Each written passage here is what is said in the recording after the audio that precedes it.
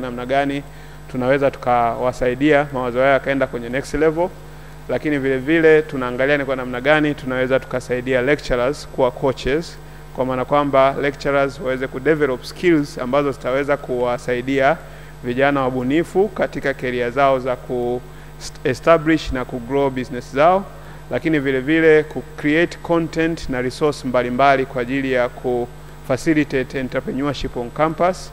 Ukienda kwenye website ya university online utaona kuna tools mbalimbali za masuala ya investor readiness, za masuala ya investor engagement, kuna masuala ya self assessment ya startup. Tulikuwa tunaona tools kama hizi zitaweza kuwasaidia vijana ambao ni wabunifu na wenye mawazo yao wakiwa vioni kuanza kujiandaa kwa ajili ya soko. Kwa hiyo ndio vitu ambavyo mradi wa university unalenga kuachieve, na napenda kushukuru partners wetu ambao tunafanya nao kazi kwa karibu, ambao ndio hawa vijana walipotokea, na lengo letu hasa ni kufanya vyuo viwe ndio pipeline ya kutoa hawa wabunifu pamoja na wajasiriamali ambao baadaye sisi kama accelerators na business incubators tutaweza ku onboard na kufanya nao kazi. Kwa hiyo ndio overview ya mradi wa university, na ndio maana tuko hapa. Kwa hiyo bila kupoteza muda, naomba nimkaribishe mwakilishi wa mgeni wetu rasmi kutoka ICT Commission aje kutupa neno la mgeni rasmi, na baada hapo tutaendelea na second round of pitching, tutamalizia na panel yetu, then tuta close for the day. Karibu sana Bwana Jason.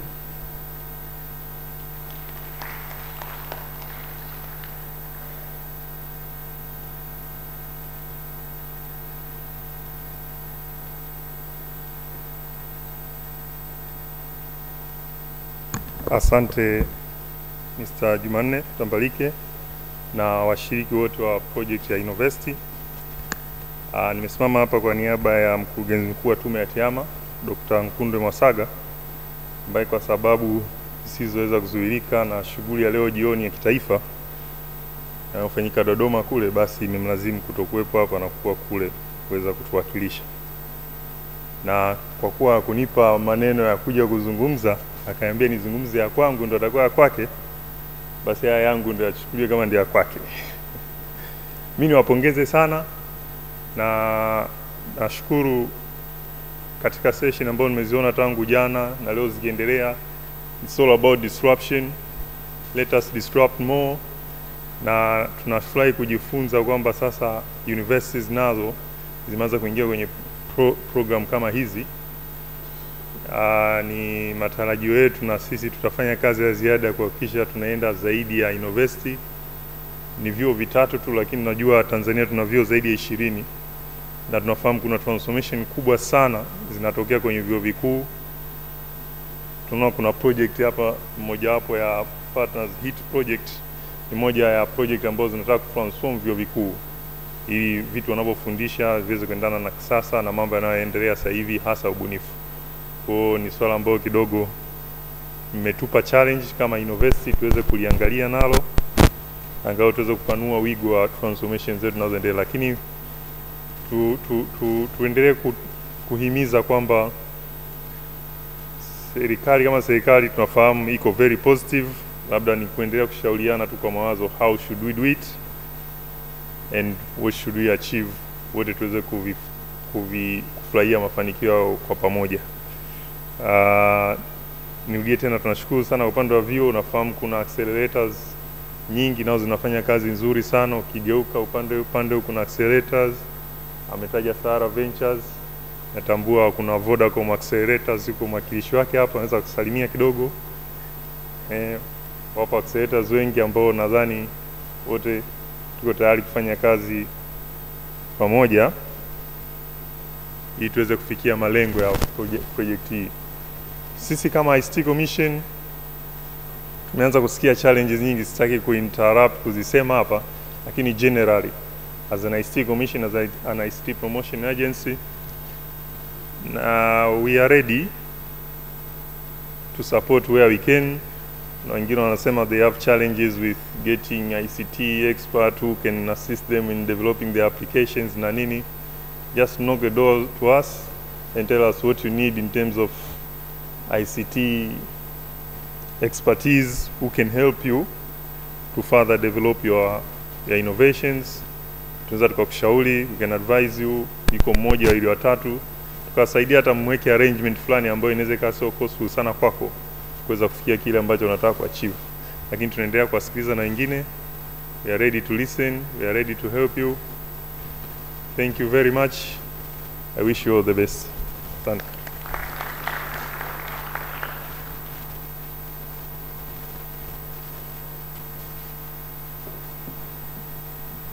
Is that enough? It's not enough, please. Because he just said, if I'm correct, please correct me if I'm wrong. He just said ICT Commission is ready to support university, but also individual who want to engage or involve in innovation. So the door is open. Guys, simesikia, the door is open. And if possible, get his contact, the door is open. Don't leave here without getting in touch. Thank you. With the words from our guest, Afana, thank you so much for your brief but informative remarks. We really appreciate your presence, and we appreciate the words of wisdom that you shared with us. And we will take it and we will hold you to it. Thank you. Now, we continue with our second part of the pitch. And I'm loving it personally, and I hope you're also loving it, because this is what we want to hear, practical aspect of innovation, not the theoretical part of it. Now I'm going to call upon Kilimo Smart.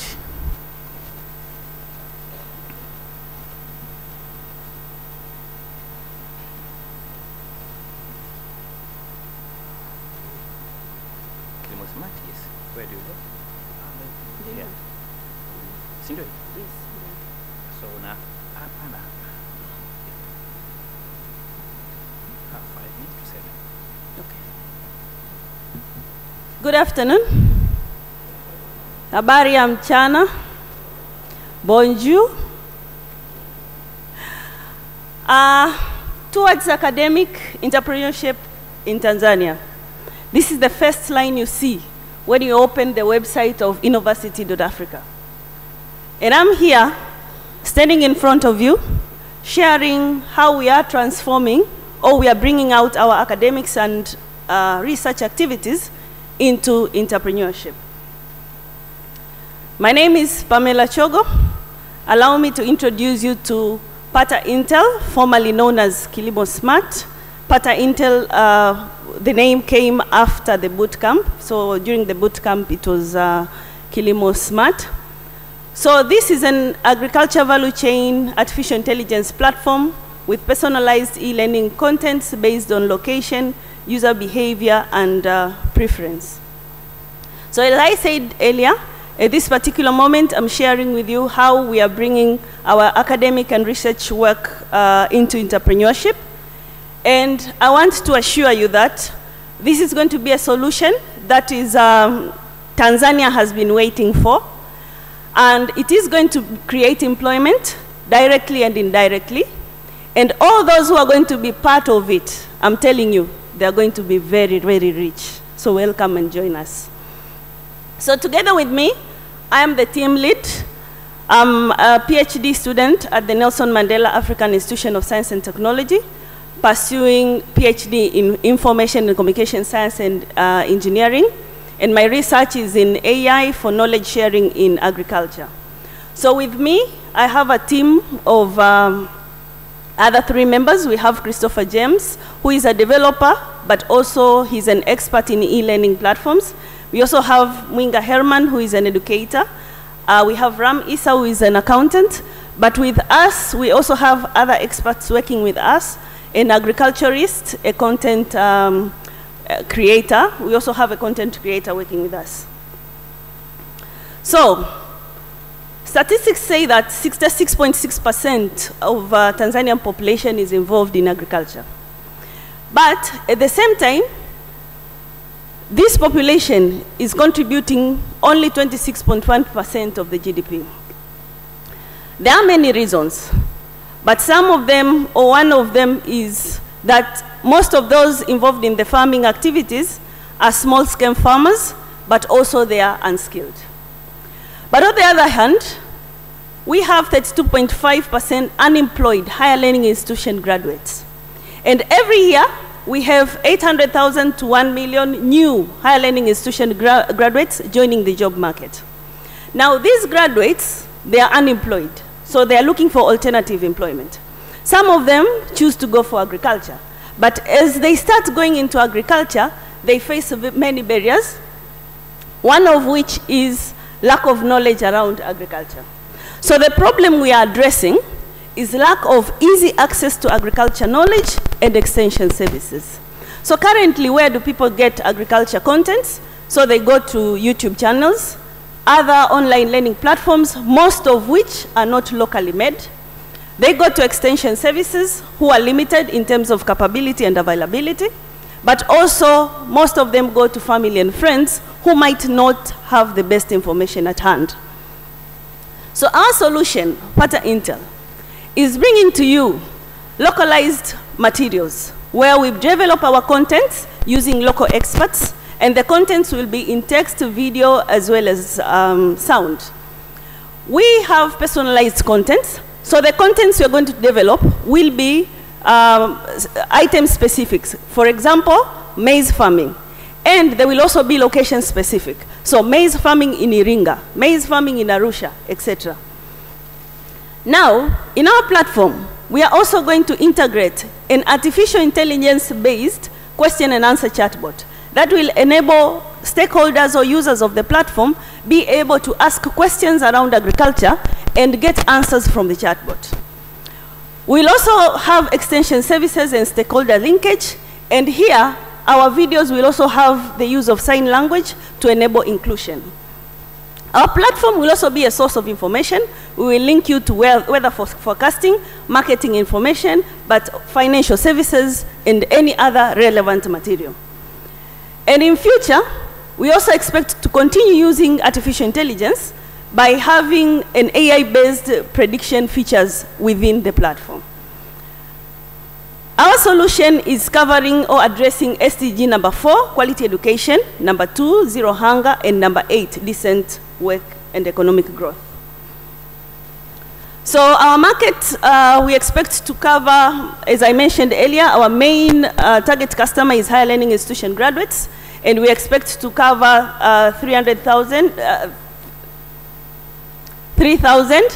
that is starting from Arusha region. Our revenue model is subscription, consultancy, commissioning, and data selling. We are inviting investors who would love to work with us. In terms of our need, on the technology side, we still need mentorship and support from e-learning platform experts, as well as those who are working around artificial intelligence solutions in anything, so we can share and learn. Financially, we request for $27,100 US. And in terms of human resource and management, we also need mentorship and guidance in company development and management. Do I still have 1 minute? Yes. So, with the last minute I have, ningependa kutoa summary kwa Kiswahili. Tunatengeneza mfumo wa kutoa mafunzo kwa njia ya kidijitali, ambao mafunzo tutakayoyatoa ni ya masuala ya kilimo. Tukiona kwamba uzalishaji katika sekta ya kilimo Tanzania uko chini kwa kiasi kikubwa, na tunatamani watu waweze kupata maarifa mazuri zaidi ili kuweza kuongeza uzalishaji. Ndani ya mfumo wetu tutatumia pia mifumo ya akili bandia, artificial intelligence, ili kuweza kusaidia wale watumiaji wetu waweze kuuliza maswali na kupata majibu pasipo kuwepo na uwepo wa binadamu, na mashine peke yake ikaweza kufanya hivyo. Asanteni sana. Thank you very much. Merci. Merci beaucoup. Did I get it right? Okay. Okay, thank you so much, madam. Miss Hugh. No, I don't know. Okay, so now we're going to call upon a group called Hero Oil. Where are you? Please come on the podium. Hero Oil. Scanning.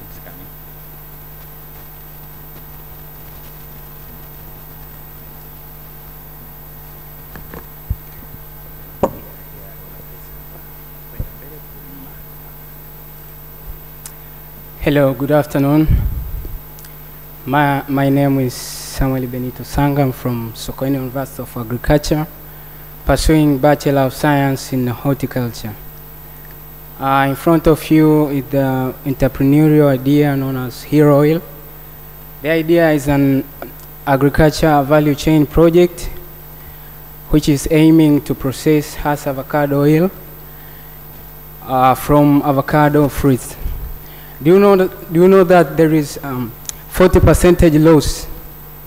There is 40% loss of Hass avocado produced in Tanzania out of 190,000 tons of Hass avocado produced in Tanzania.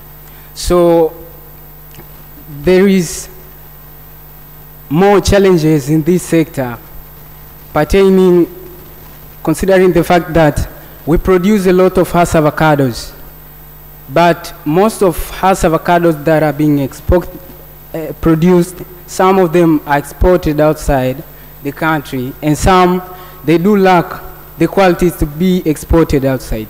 Therefore, there is loss of 40%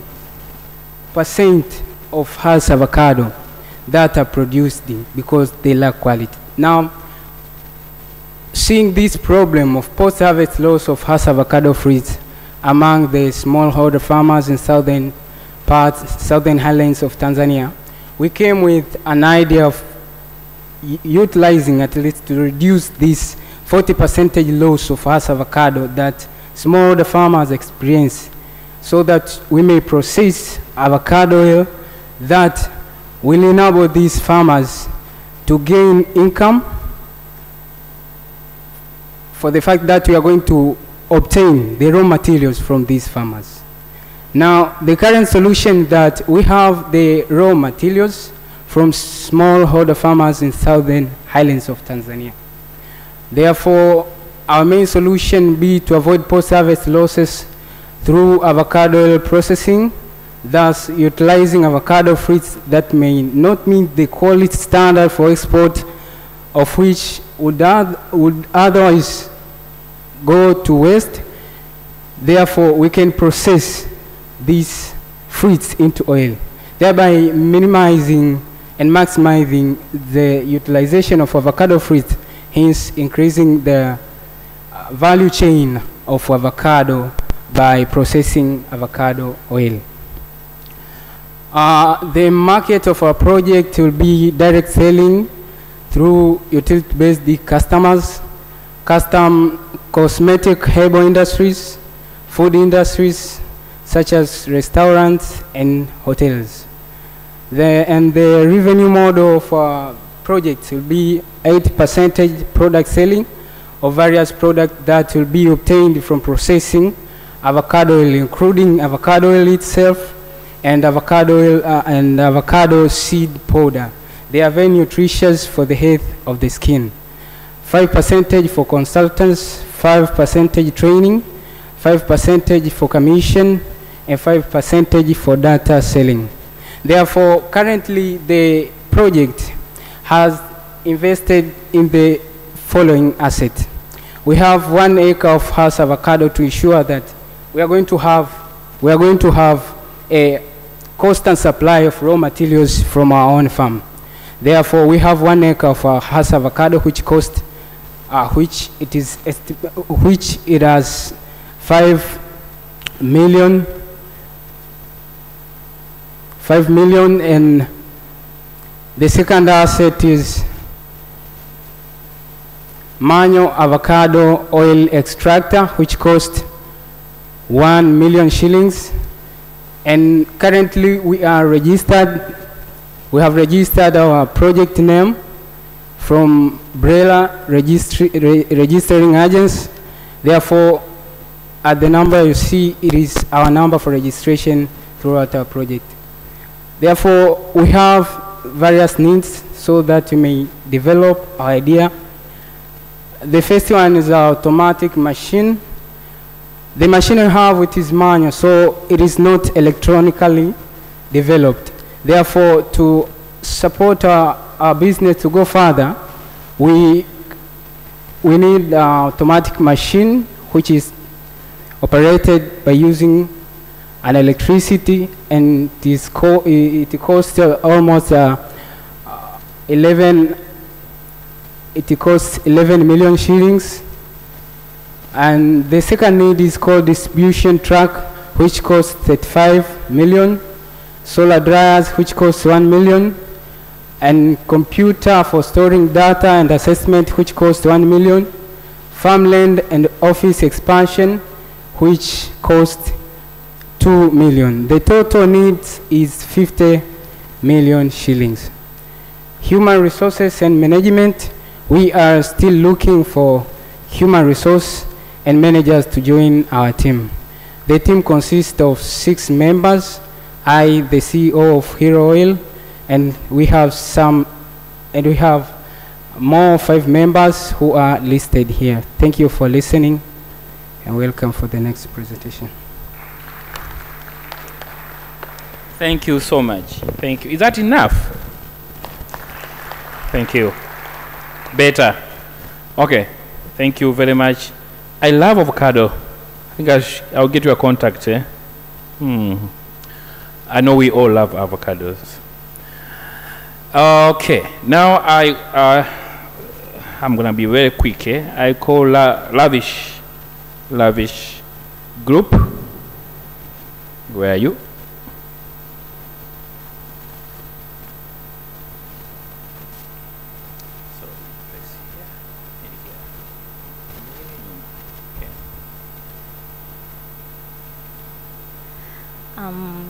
Good afternoon, ladies and gentlemen. Standing in front of you, I'm Given Ligate from Lavista Enterprise. Lavista Enterprise saw a great potential from the cultivation of cashew nuts, whereas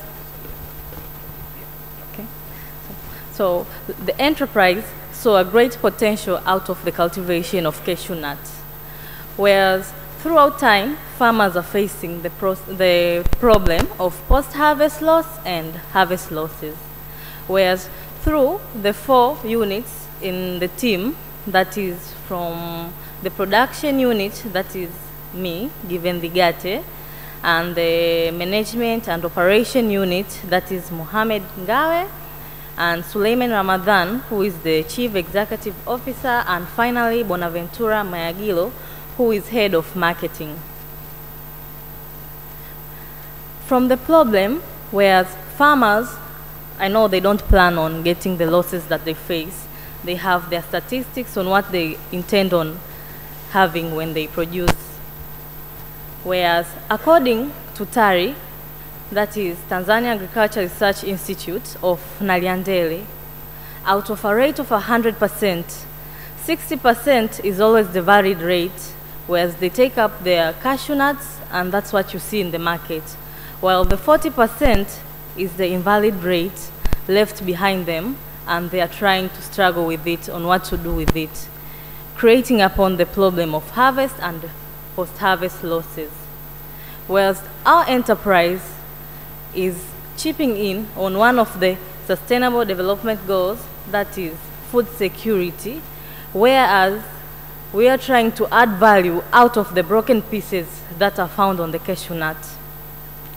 Whereas right about now, we are utilizing the 20%, whereas from our line of byproducts and services we are creating, we are coming upon the food security. On the market scale, starting upon the originality of the startup, that is Iringa from the university, we have intentionally and in a great way reached 600 university students per year and 100,000 of some of the locals in the Iringa region.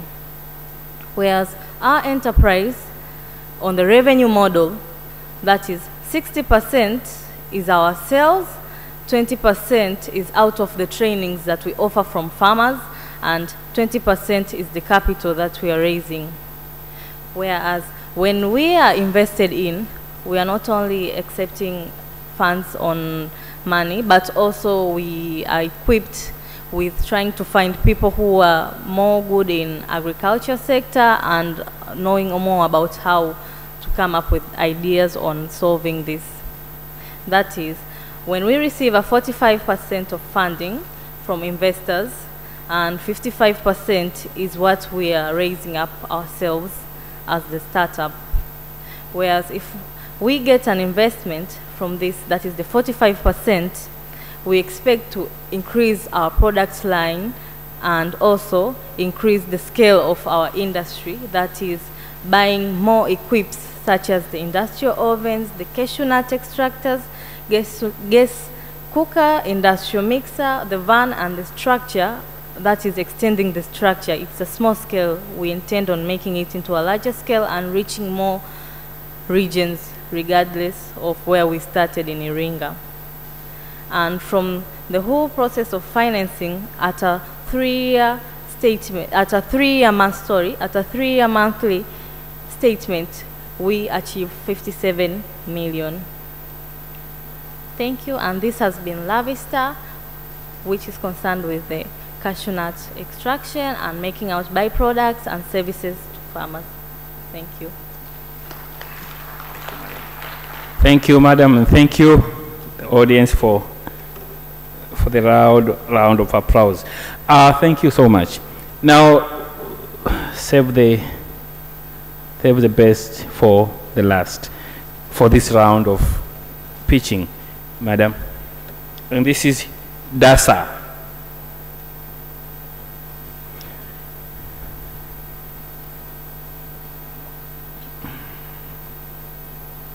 Kisoko. It's written in Kisoko, but it's DASA.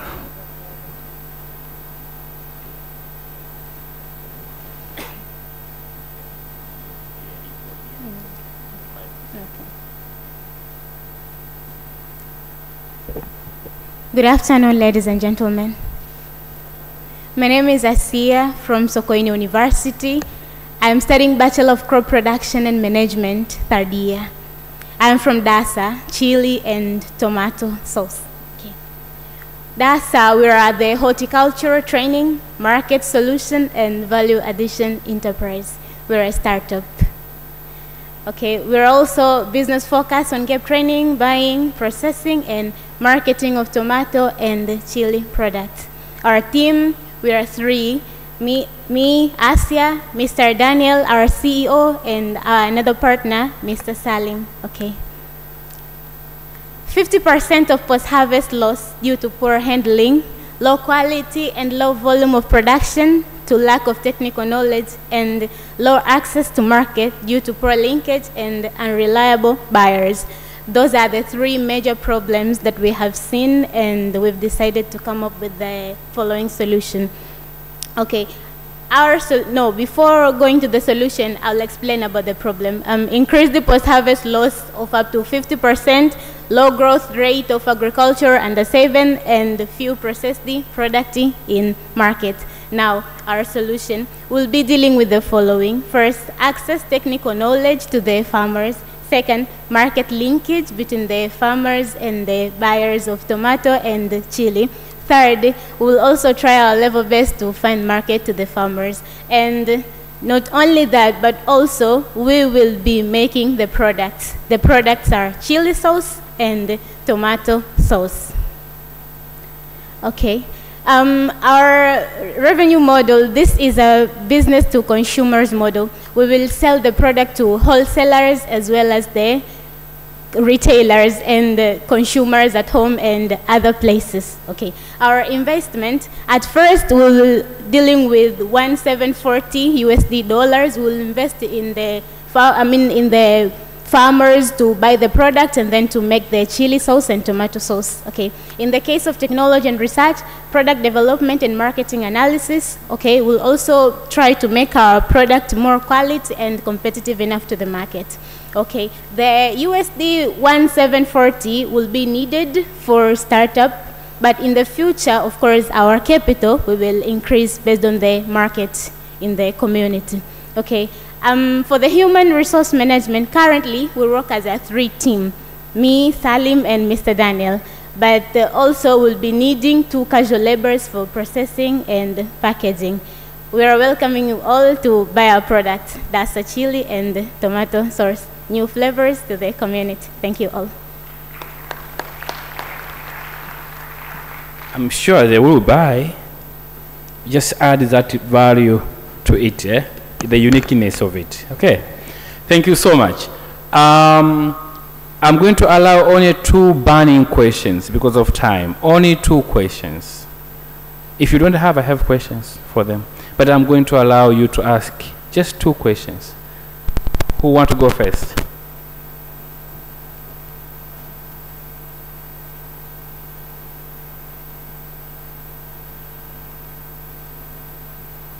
Very brief. And if you want to ask to the entire group, it's fine, or to a specific group, it's okay as well. Thank you, Chair. My name is Lawrence Keref from Tumaini University College, Dar es Salaam. I have a question for Ligate. She was talking of broken pieces of cashew nut, saying that this is what they are going to process. But at the end, I saw that they are requesting for a machine to extract the cashew nut. So I wanted just to know the technology that they are using to extract the cashew nut, and also what is happening to the broken cashew nuts. And with regard to chile tomato, we already have the chile sauces in the market. What is the new? What is the novel? What's the difference from what you are going to do so that you can be competitive in the market? And generally, I'm so happy to see these presentations, which are really more business inclined, not just the school stuff or college stuff or university stuff where you see a lot of literature reviews, problem statements. But these ones, you can see there are managers, but they have not seen the accountants. Thank you. Thank you so much. So let's start with, is it Lavish? Yes, there's a question there. I hope you capture the question. Yes. Thank you for your nice question. So currently we are under SIDO, the Small Scale Industrial Development found in Iringa. So we are using their machinery, and right now when we say we are asking, it's a time we are being, it's like much of rent when you pay for their service and what you are trying, you are making up your idea. So they are training us, they have equipped us with their machinery. So when we are asking, we need to have our own industry and extend more, not always under SIDO, the small scale industry. I hope you got it. Can we move to DASA because of time? DASA, I did ask the same question. What's so unique about your DASA?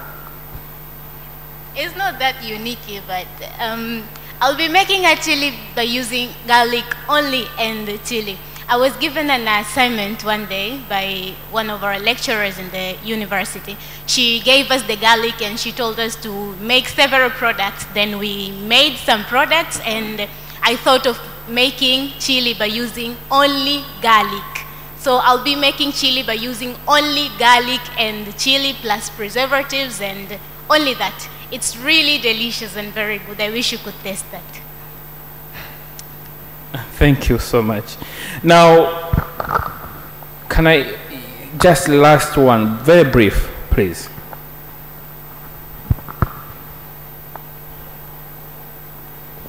Okay, thank you, sir.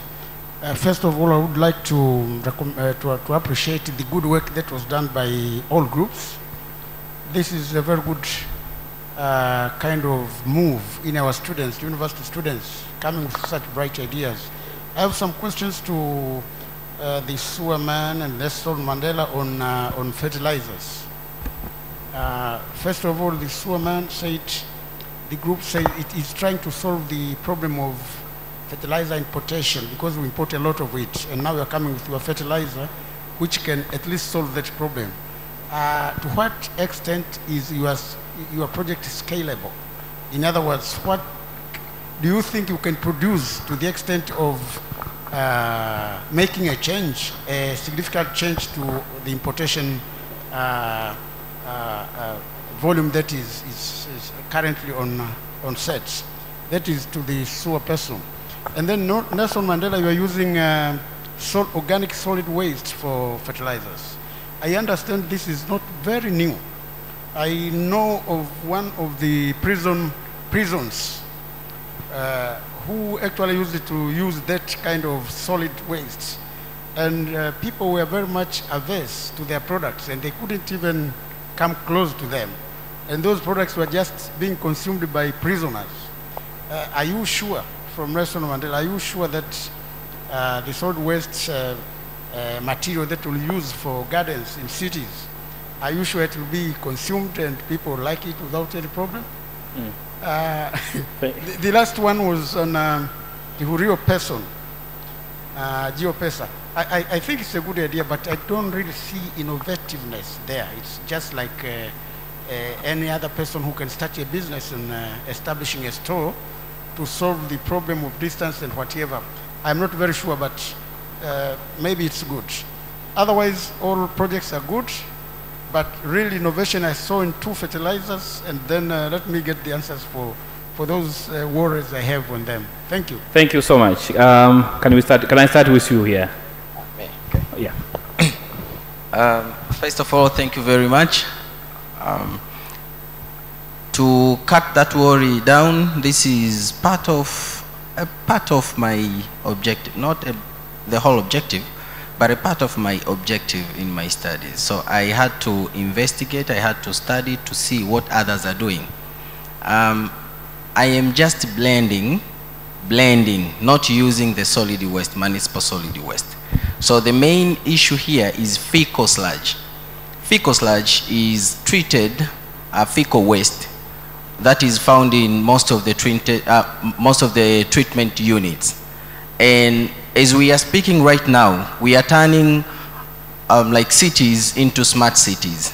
So in doing that, what now municipalities are doing, what water and sanitation authorities are doing, they are heading to something called decentralized wastewater treatment systems.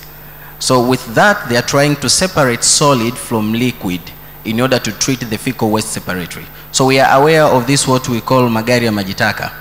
So yanapoenda kumwaga to those ponds, right now matatizo yaliyopo ni kwamba zile pondi zinajaa haraka. Sasa kwa sababu zinajaa haraka, wanatoa ule uchafu unaonekana kama waste, and in sanitation we call it shit. So I want to convert shit into money. So if you separate solid from liquid, that solid part ambayo inaonekana ni shit, we are composting it. But kucomposti peke yake ile ina a lot of nitrogen, and we need a lot of carbon as well. That's why the part of organic composting, co-composting, comes in by using solid waste. When we have a lot of solid waste, we can even use falling leaves just to complement that compost, and it will be as fine as in organic fertilizer.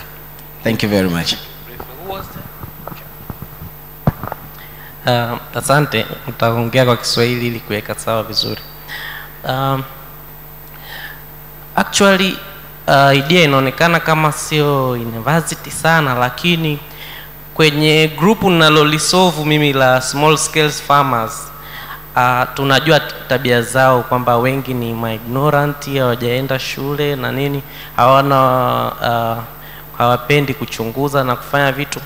Kitu ambacho ni innovation kwenye biashara yangu ni kwamba ninafanya soil analysis data, ambayo kwanza ni very expensive for small scale farmer to afford.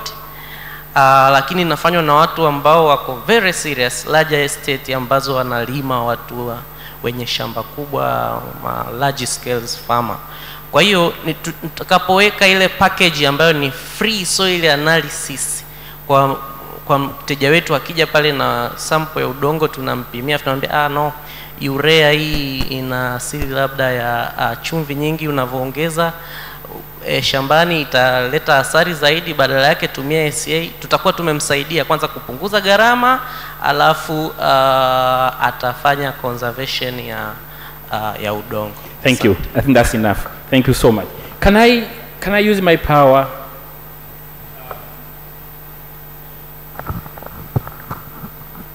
You have a conversation with him during break. For now, let me use my power not to respond to that question. Okay. Now, please join me to applaud this group for the work they've done. Guys, well done for what you are doing, and keep working hard. One day we'll actually start singing your praises and worshiping you. Well done. Thank you. You may take your seat. Now I call upon the panelists, and we have Professor Kalimulibo from SUA. Please come and take a seat, occupy a seat here in front. Professor Kalimulibo from SUA. Thank you. And then Professor Mshandete, who is a acting Vice Chancellor from Nelson Mandela. And from SUA is the Director of Postgraduate Student Research Technology Transfer Consultants. Okay. And then we have Professor Mbwambo, from Deputy Vice Chancellor from Academic from University of Iringa. Thank you. We have Mr. Nguvu Kamando from Vodacom. Mr. Nguvu Kamando, where are you? Are you here? Okay, can't see him. Okay, we have Promise Mwakale, Hub Manager, Boone Hub, Caustic. Promise, where are you? Promise, thank you. So we're going to have a relatively brief panel, and I'm going to moderate. I have a few questions for you guys.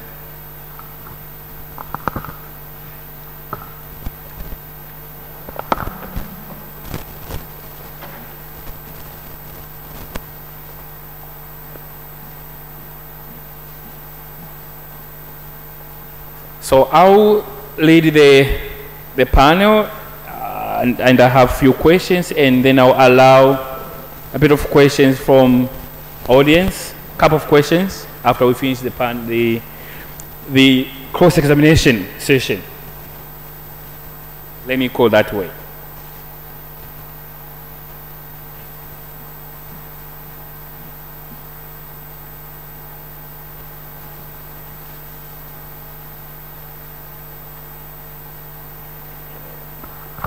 Have another mic, please, where it is. Okay, thank you. Whew. I'm overwhelmed, to conduct or to moderate a panel of giants. It's not easy, but I'll try to be calm and focused. So we just finished hearing the pitch from our students, and you are the one who produced these kind of innovators. And for me, it was very interesting to hear them speaking or telling us what they're doing. And it's a move which is very interesting, because we've been complaining, employers are complaining that graduates come out of the system underprepared, ill-prepared, they are not innovative, they are not problem solvers. Now we are seeing the move, we are seeing the shift in the paradigm, if we may call that way. So I have a question. what does this mean for university when we are seeing this kind of, product, or this kind of thinking, or this kind of student coming up with this idea? What does it mean in terms of teaching, in terms of our curriculum, in terms of our training, pedagogical arrangement, or pedagogical approach, but in terms of mentorship, but also support? What does it mean? Can I start with Nelson Mandela? Thank you.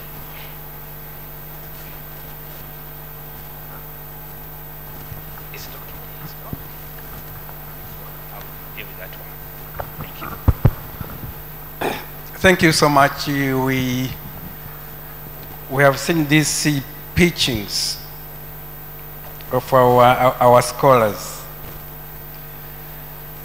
To me, it calls for changing the way we do things. That we need to migrate from the business as usual to business unusual. And what is important for us as universities is to be able to put up frameworks which they are going to accommodate such we can say it is innovation and entrepreneurship change, which is it is unstoppable. So for us to be able to nurture these talents, to make them grow together to the universities, we need to have frameworks which are quite elaborate, so that our scholars will be, they'll be able to know where they are going to excel in their innovations. Otherwise, if we don't put frameworks which are elaborate, these scholars or innovators, they're going to be struggling. Because they come with an idea, somebody will be like, okay, your idea is good, but why do you want to do it? But if there is a framework which is elaborate, it means these scholars will be able to navigate. Which means we need to look look into our curriculums, what we are doing now, and what is the current situation now in the innovation and the entrepreneurship wave, which is unstoppable.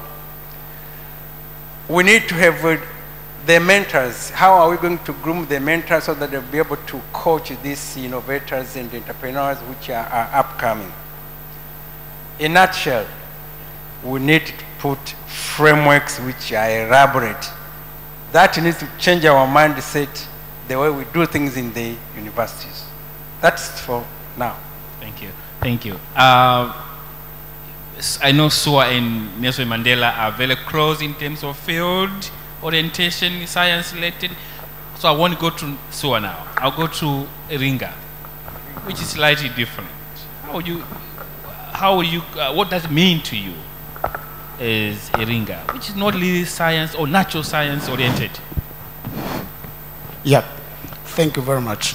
With me, I'm seeing a change from universities producing academicians and people who have just knowledge and who are actually becoming a problem to the community, and now coming up with people who know what to do and who are job creators.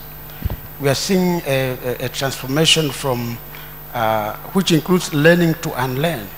All the time we've been learning to teach, a lecturer standing before the class and teaching and whatever. Some people will memorize and understand or not understand, but they will answer the exam either by guessing or by knowing, and they get their certificates. But in this era we are living, certificates do not give people jobs.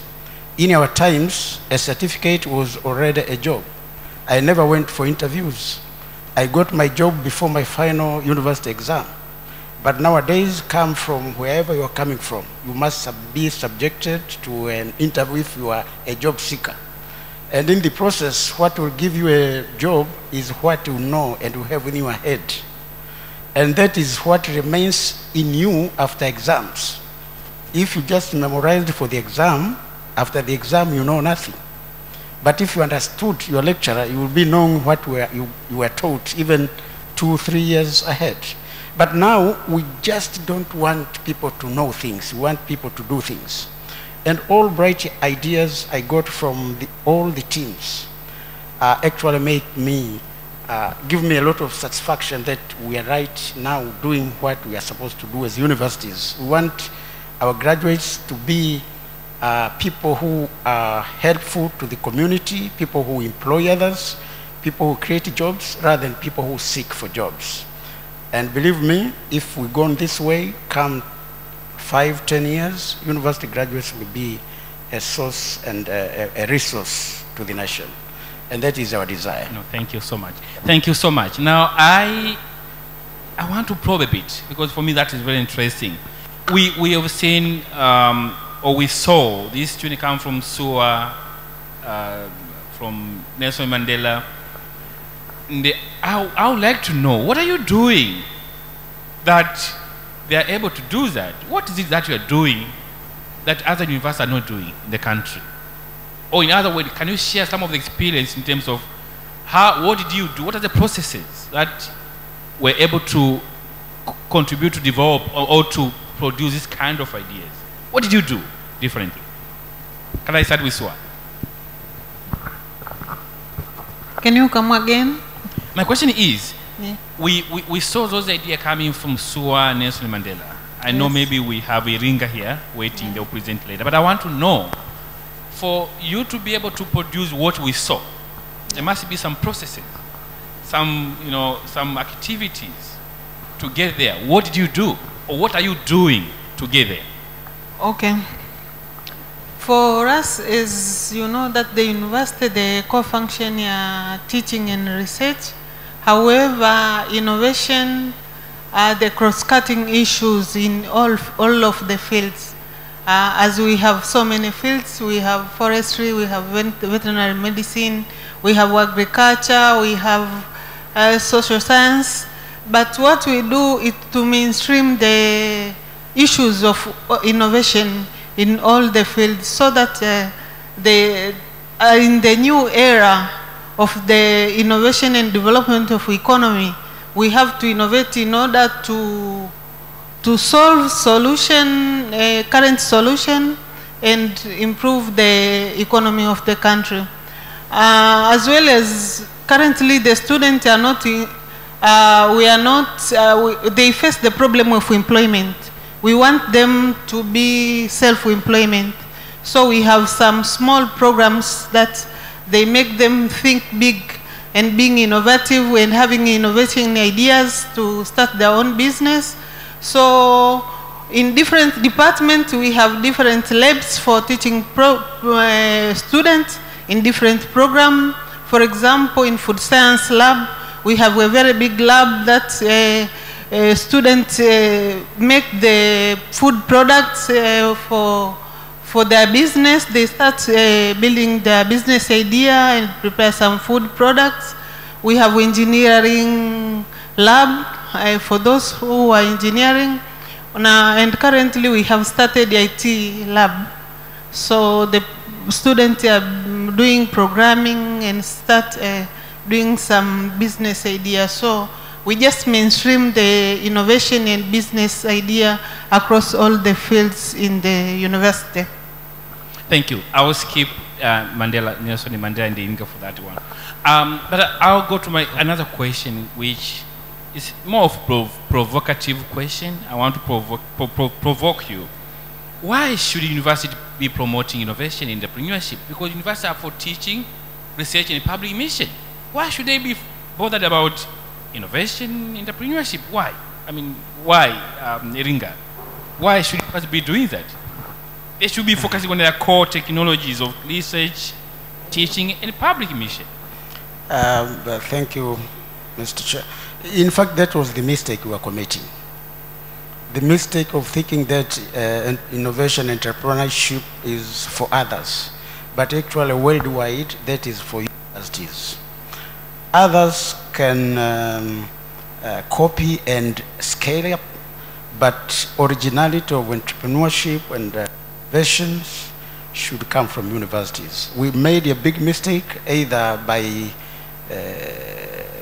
copying from wherever we are copying knowledge from, but I think this is the most appropriate way of bringing up our people. Our students should be thinkers and innovators rather than memorizers and people who just keep on knowing things that cannot help you.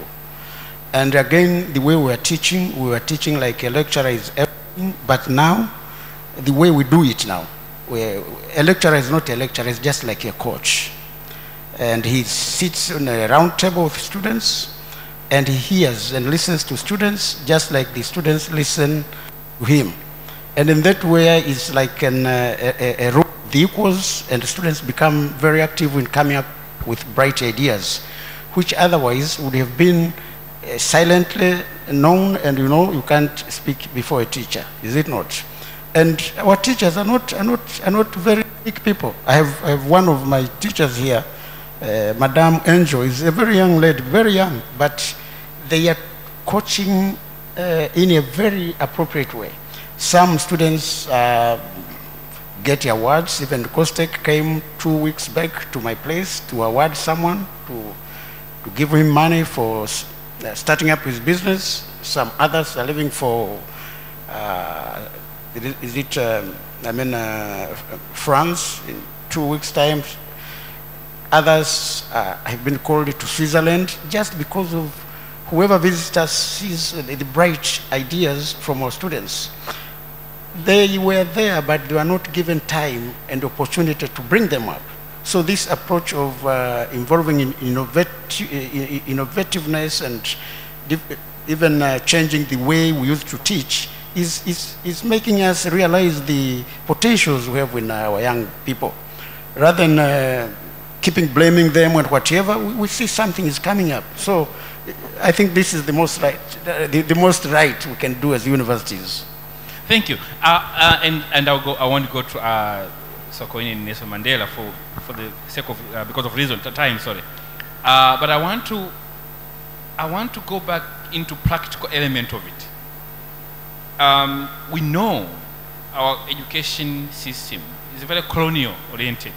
We know that for a long time, very much westernized kind of theoretical approach and other things. Now, my question to you is, what are some of the difficulties that universities are facing in incorporating those elements of innovation, which is very context specific, but also relevant to our society needs? What are some of those challenges you think universities are facing in incorporating those innovative and entrepreneurial ideas, which are very much context specific? Can I start with? Okay, Mandela. Let's start with you. I'll go to her. Yeah. Since the days of independence, where we have been operating in what they call it three-dimensional business model. You do the teaching and the learning, number one. Number two, you do research. And number three, you do the quality consultants or public services. That kind of a business model in universities, that's what we copied from from our colonizers. But we have maintained it over 60 years. That's one of the challenges.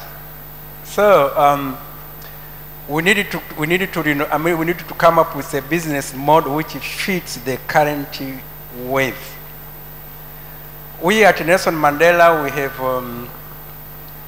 we have come up with a 5-dimensional business model. Number one, we do research and innovation. Number two, we do postgraduate training and skills development. People are talking about elimu ujuzi, whatever. Elimu ujuzi, if you don't have a framework, it will be like a theory or something. Then number three, we go for outreach and the community engagement. We have seen that there are some innovations that in the streets from the grassroots. How do we formalize, bring them to the university so that we grow together with them?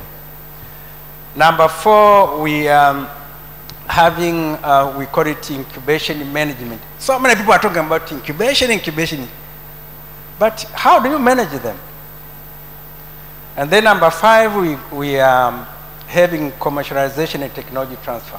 So this 5-dimensional business model, for us, we have seen that it can be able to accommodate these new waves which are coming. And for us, we have made some steps further. We've put it in our corporate strategic plan. And the government of Tanzania was very generous enough to give us a directorate of research and innovation.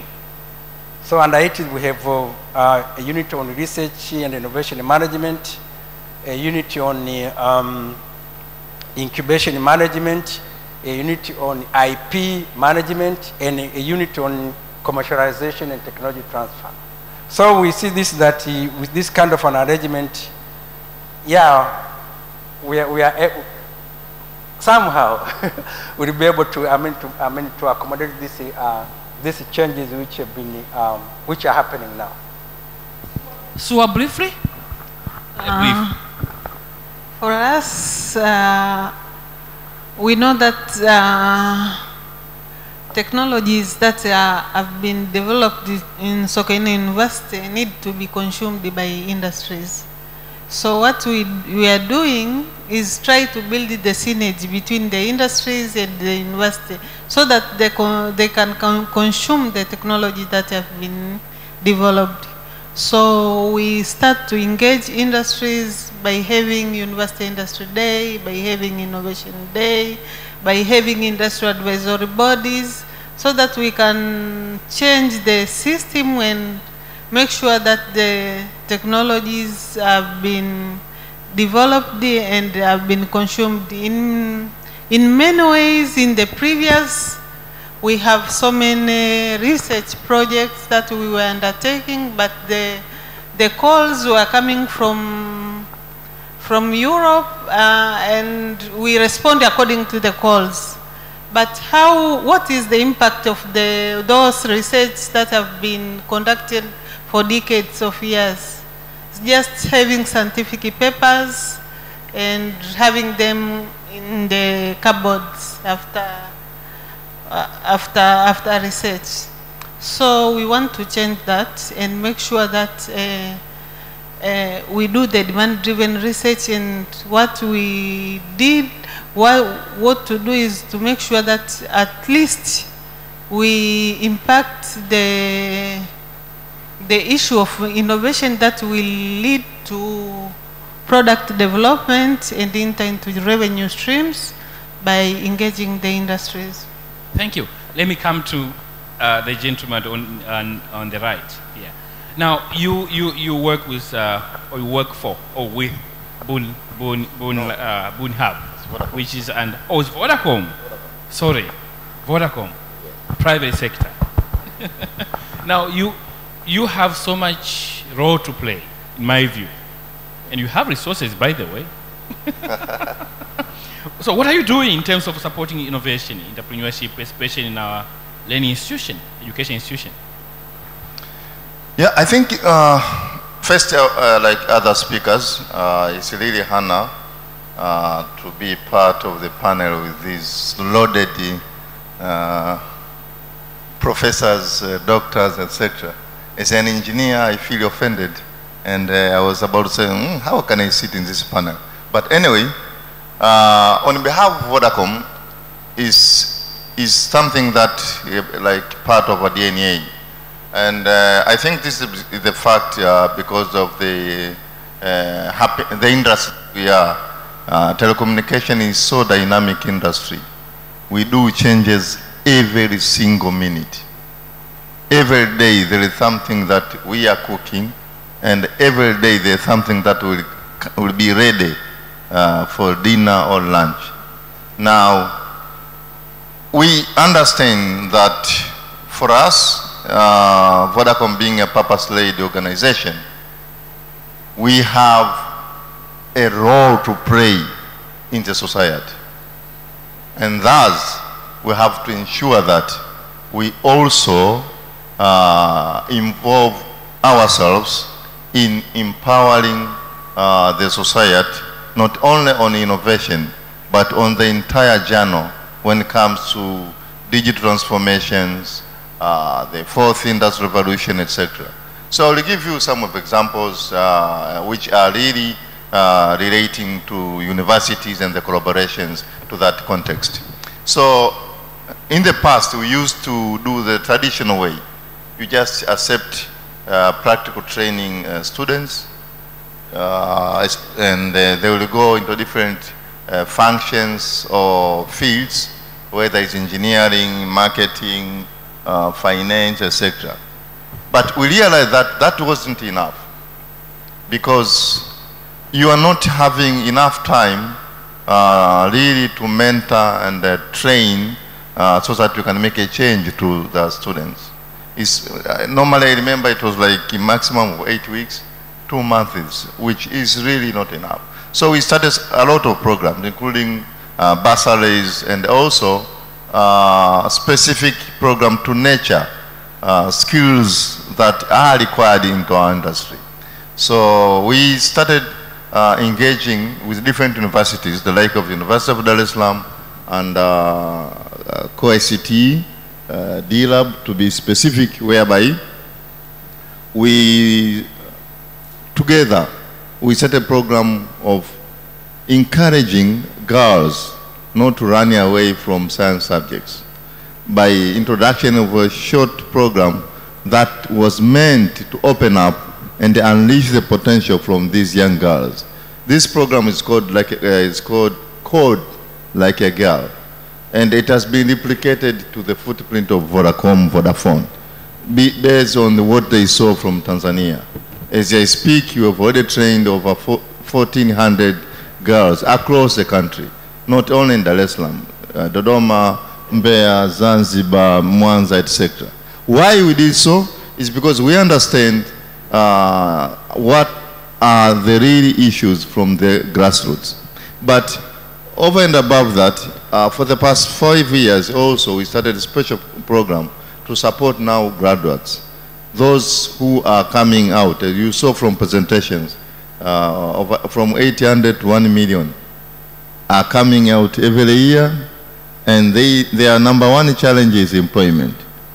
My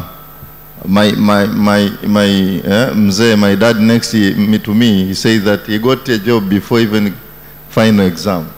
But that wasn't from our case. You have to undergo series of serious screening on interview. And the first question they will ask, what experience do you have? Experience? I'm just coming from school, guys. So with that, every year we've been onboarding in our premises at least 17 university graduates from all universities in Dar es Salaam. And we have 1 year, not again 8 weeks, no, a minimum of 1 year of coaching and training them under the program called graduate training within Vodacom environment. And the good news is that over 80% of those who were lucky to be onboarded on those programs, they remained as employees. My department is new and is one of the beneficiaries of those energetic, I call them Gen Z.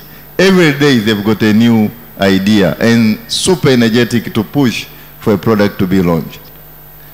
Again, we do support other initiatives, even for those who are already graduated but they're out. So on innovation, we saw a space that, okay, we've been launching out products. We've been from our foundation. We've been doing CSRs, digging wells for water, building classrooms, handing over computers. But does it really sustainable? Connecting solar powers, etc. We saw no. We need more positive impact. We need more multiple scalability to ensure that it's not only one school rather than multiple impact to others. So since 2019, we started a program that is mainly looking on the innovation space. mainly looking for these young graduates who have got MVPs.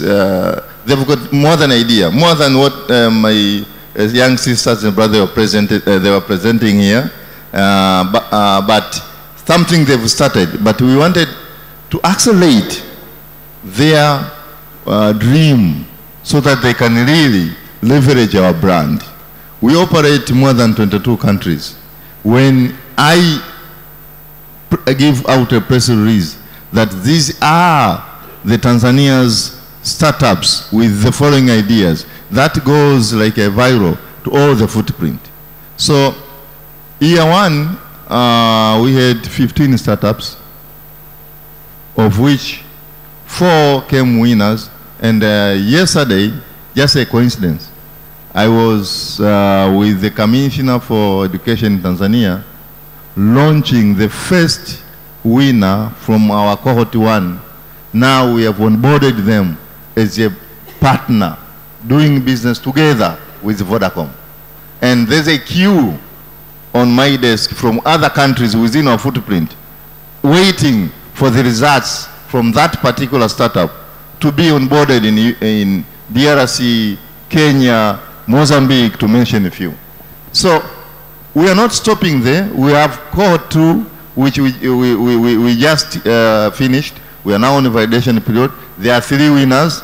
And again, lucky enough, all of the time,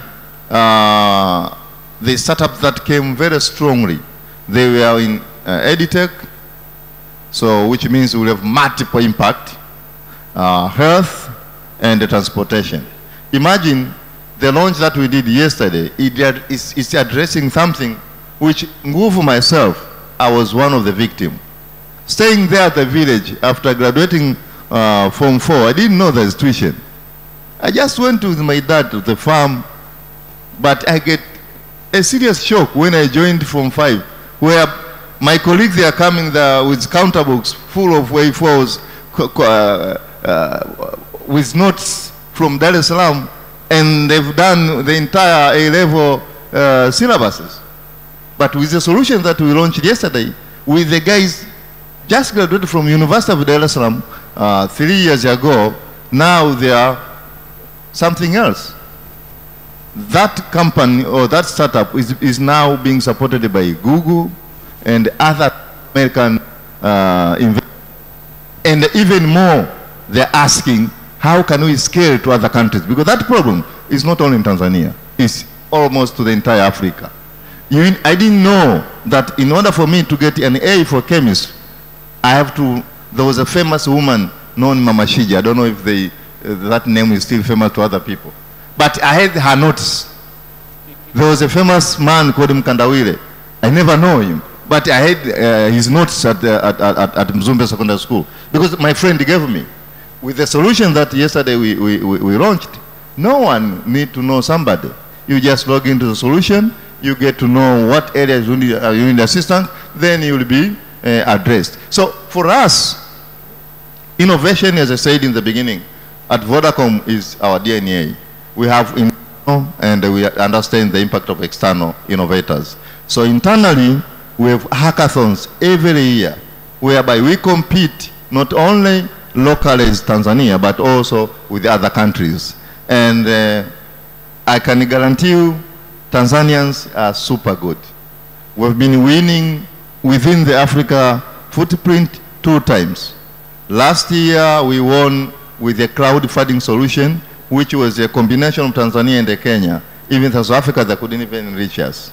So, in conclusion, Vodacom value very much partnership with institutions in fostering innovation, because we believe with innovation, together, we will fulfill our purpose, because we believe connecting for the better future.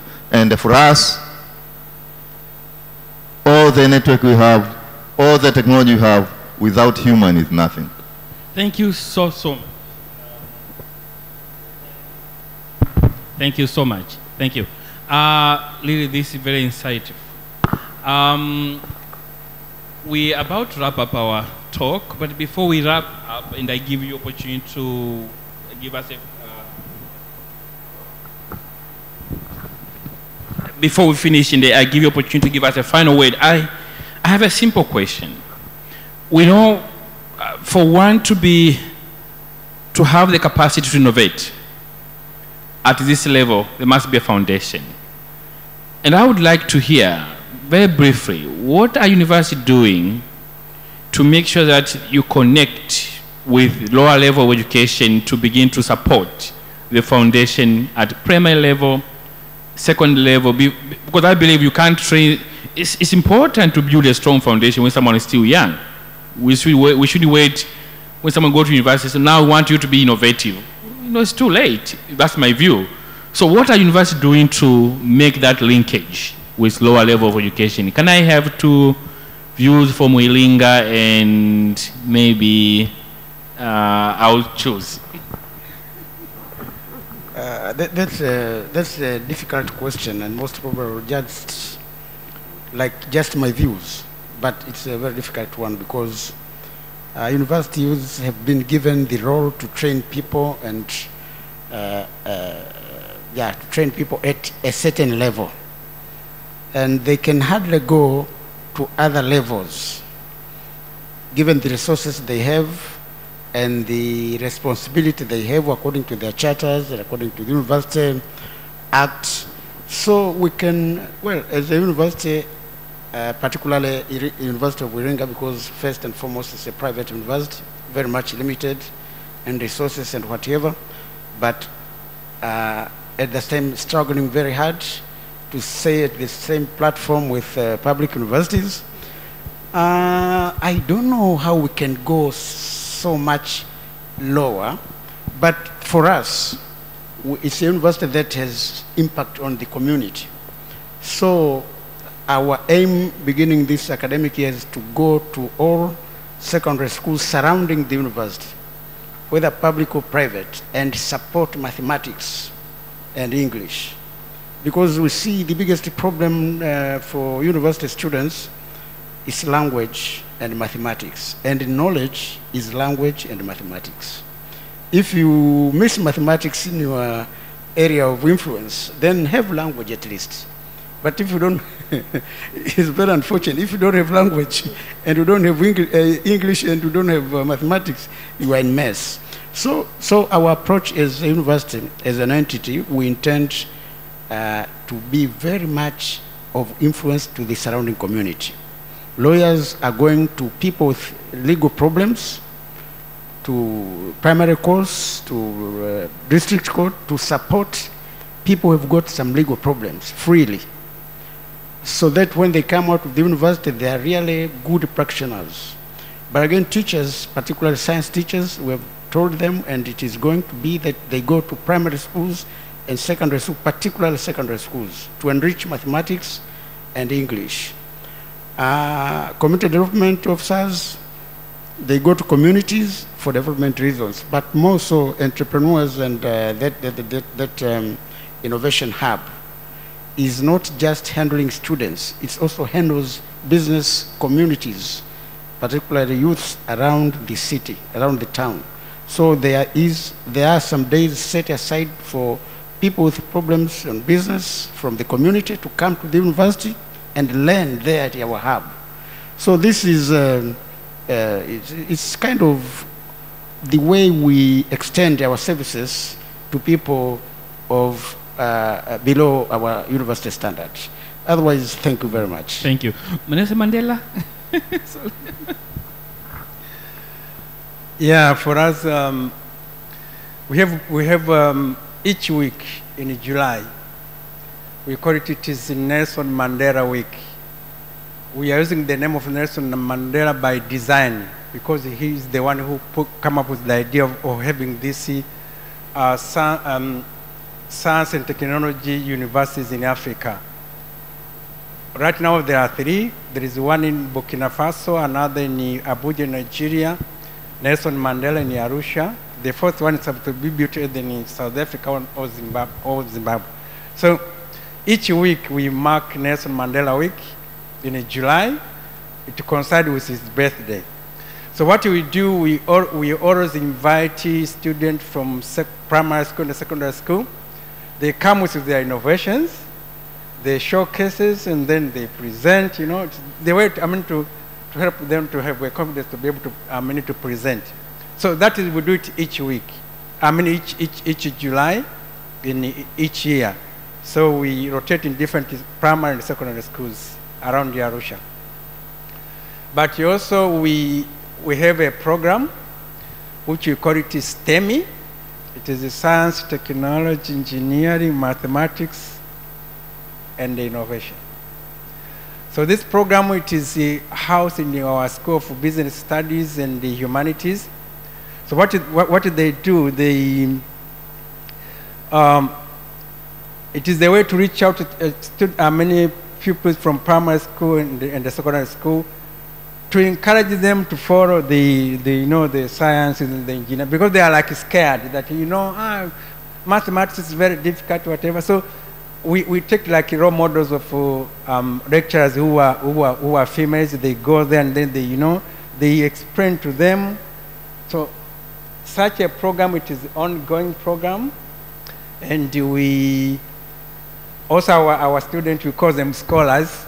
They are behind it, so they have in their student organization, they have their own plans how to reach them.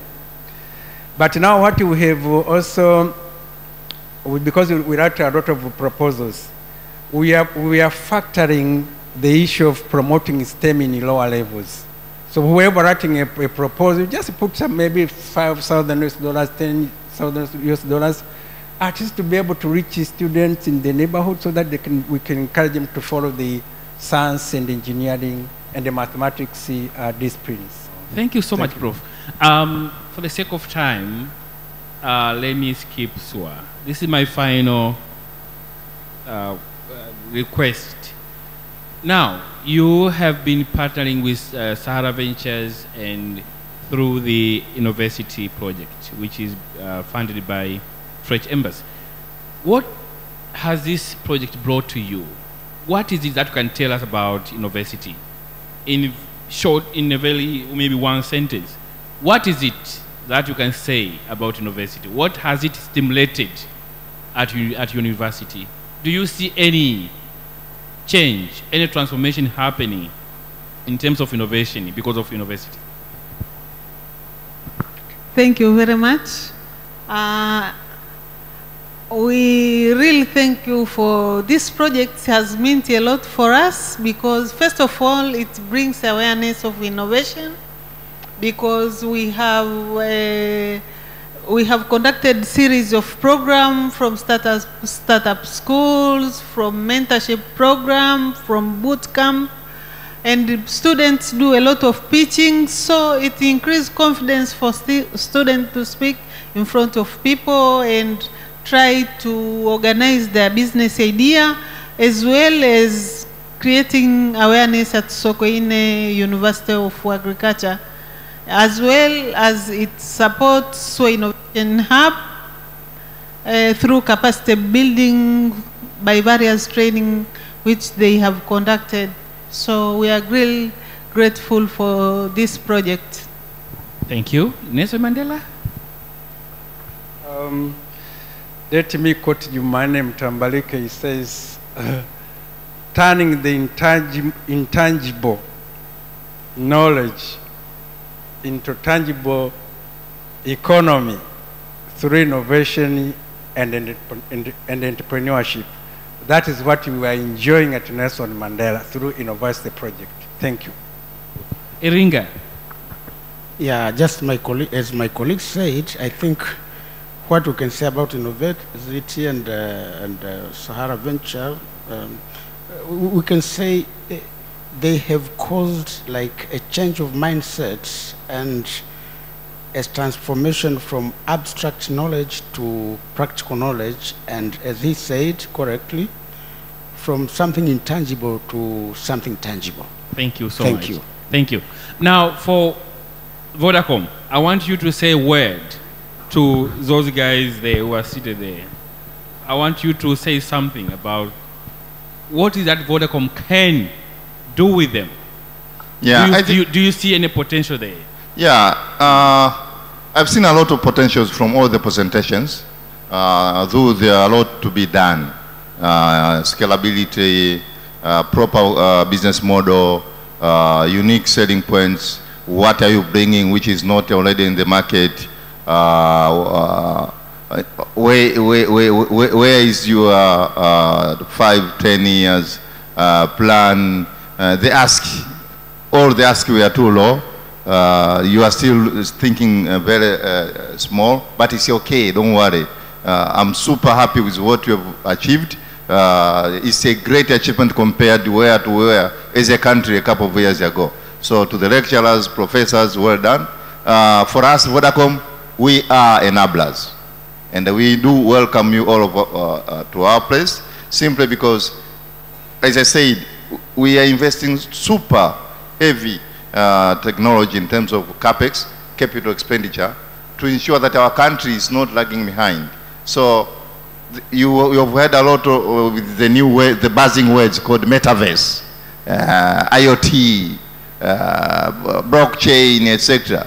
All these will only work if you have super quality network in terms of massive capacity, ultra low latency, and fast speed. So for me, I see the academia will be very, very in a good position based on what metaverse will bring in terms of use cases. So I can quickly summarize that the metaverse will bring 3 areas mainly. Number 1, on consumer. And on consumer is education and entertainment.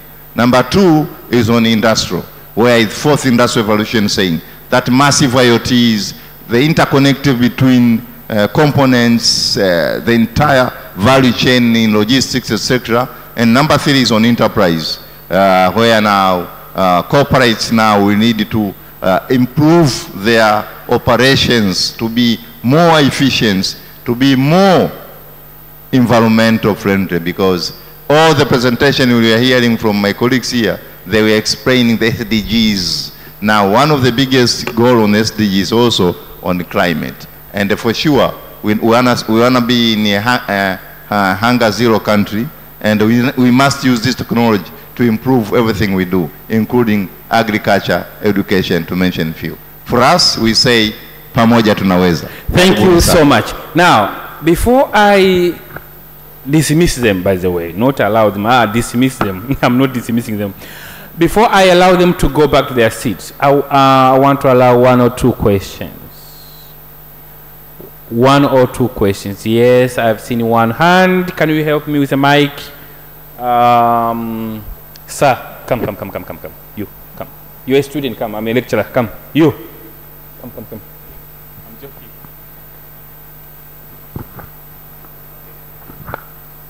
Only 2 questions. There's one there. We only have 1? Okay, so far I only have 1. Yes, sir. Thank you, Chair. I wish to congratulate so much the presenters about Innovacity project. I just wanted to know what was the criteria that they used to select the 3 universities, and if I assume that this is maybe it's just the nucleus, is there now an opportunity for other universities to join, or rather, on the other hand, other students with the innovative projects to participate, regardless of the universities they are coming from? Thank you so much. Thank you so much. Can I recuse them not to answer that question, but I'll direct that question to that lady. Take that mic to that lady there. That lady. She's the one better positioned to respond to that question. Thank you, Madam Trifina.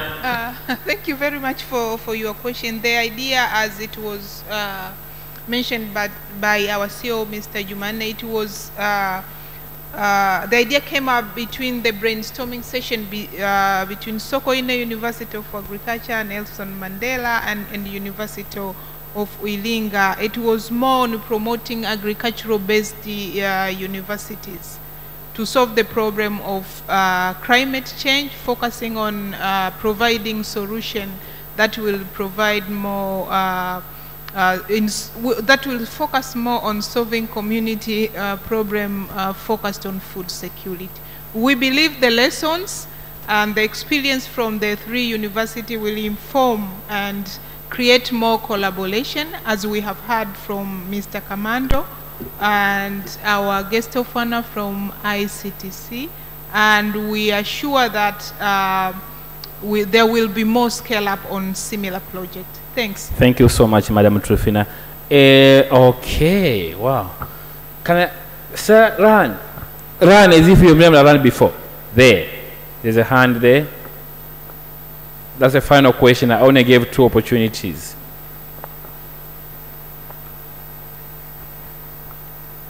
Can you be brief, please? Yes, thank you very much. My name is Rebecca Kitomari, a master's student from University of Dar es Salaam, and I'm very much interested with the topic about innovation and entrepreneurship to university students, because this is also one of the courses that I'm pursuing, but also because I'm a victim of the issue of unemployment. I'm a graduate from University of Dodoma from 2018. It is about 5 years now, but not employed. Now, what I want to say is that even there at the University of Dodoma, we used to have this course of innovation and entrepreneurship. And if the issue of having the interactive or participative class work well, that it can prepare a student to become self-employed, or to try to be self-employed, I think sometimes it is not working, of which we are thinking about, because we're now changing the curriculum that we use this participatory, but we're still focusing on literatures, reading so much, cramming and answer the examination. But also to have a business idea is one thing, but to put it into action is another case. Because for these 5 years of unemployment, I have a lot of ideas, but now to put it into action has been a problem. Sometimes I've tried in some, others are perishing, others I'm trying, but there is still a challenge. Now my question is, don't you think that there is a need of having some seminars and conferences about innovation and entrepreneurship, of which you will also invite some successful graduates, successful entrepreneurs who are university leavers? I can take an example of Vunjabe, is a graduate, I think, from University of Dar es Salaam.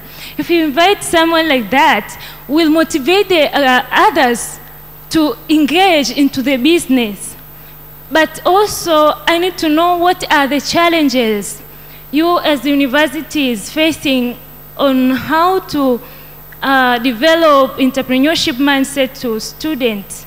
Because also, we see the issue of unemployment is for many graduates, but the cause of innovation and entrepreneurship is delivered to some colleges, mostly business and others, but the remaining causes, there is no. So these are suffering from, yeah. Okay. Iringa, yes, Aved. Yeah, I think that is a very, very, very good question. It's true that it's just not having a class that one can become an entrepreneur, but it's the way you are brought up. For instance, at Iringa, what we do in the class of applied marketing and entrepreneurship, people are divided into groups of 10 at most. And then those 10 work as a team under a coach. And they come up with the ideas as a team, they screen ideas, they look for possible challenges, and they look for solutions before they go to the business. And they're told they must, when they want, in order to make that idea a viable idea, they must start that business while at school. while at the university. By first year, you must have a license for that business, official license from the municipal council. And as we go on, by the end of third year, you have a registered company and umbrella and real working on the field. Right now, some of the examples you see outside there in the exhibition, they employ 10, 15 people right now, and these are students at the university. So it is not just a matter of theory, you must practice. And in the process, there is time for lectures, which is provided by the coach, but there is also time for extensive reading, whereby you are given books of inspirational books and entrepreneurship books. You read as an individual, but to come and present what you read in class before your friends, and what inspired you most in those books, and what are you bringing out to the group. And then after that, again, we have time for projects, where now you go and do the projects. So it's a process for molding one from academics only to a practical business-oriented person.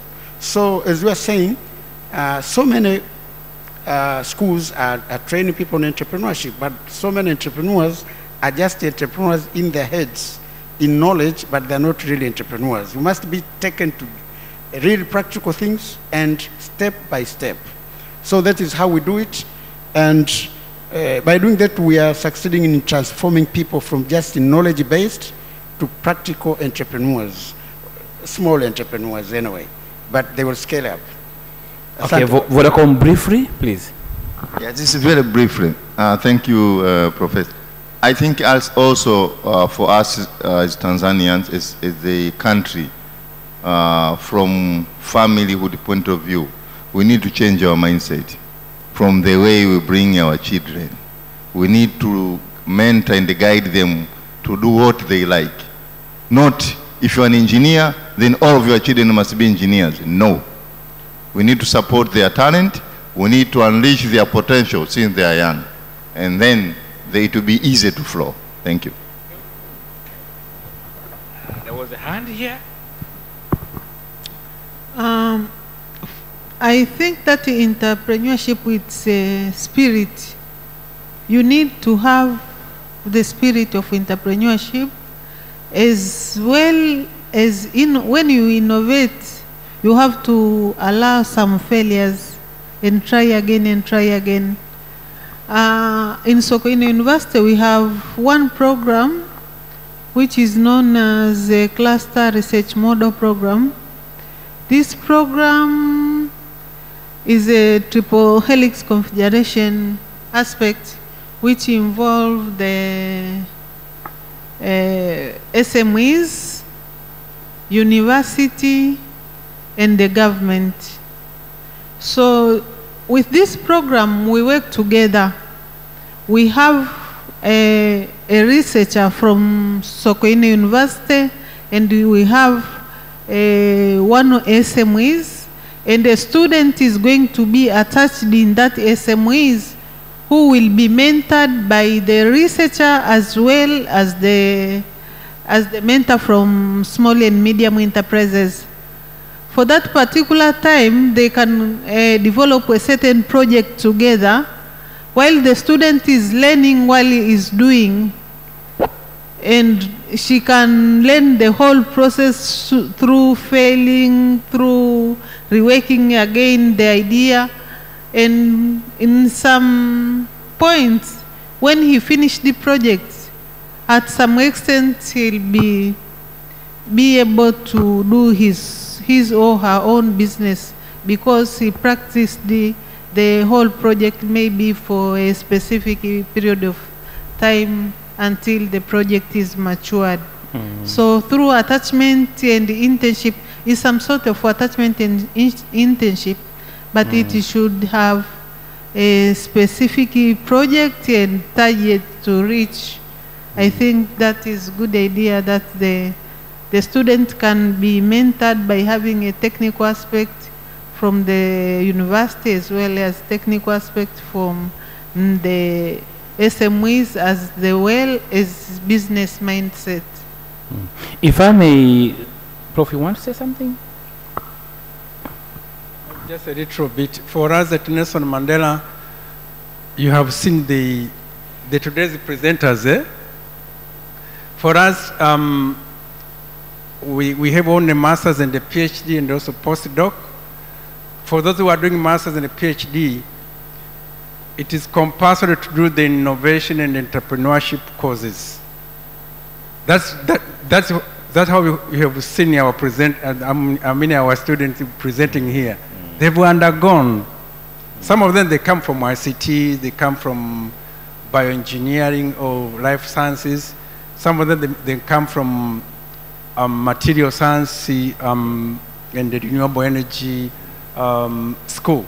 But for us, whatever you are studying, you must do those courses so that you'll be able to start now knowing how to turn your knowledge, which is intangible, on something which is tangible. That's what we are nurturing our scholars. Yeah. Thank you so much, Prof. So if I may pick or capture or summarize what they just said, we need to have more of practical-based training of entrepreneurship and innovation, but which requires deliberate effort, investment, structure in place. In fact, a lot of investment, because you can't do practical element without investment. And we know how challenging that can be. Thank you so much, the panelists, for your meaningful and insightful responses. Please join me to thank the panelists, please. We really appreciate your contribution, and your, I'm sure is going to be captured, and documented, and packaged in a very accessible way. Thank you so much. You can have a seat. Thank you. Now, we have our last segment. We still have few more individuals to present, and we want to hear those interesting ideas. So now you have more input from the giants. So when you come here, try to tweak your talk. Okay, we have Zero Coupe. Where is Zero Coupe? Come. We have Vicendo. Where is Vicendo? Come. We have 340 startup. 340 come. Then we have Trash to Treasure. We have Premier Feed. We have the Lordy Father Company.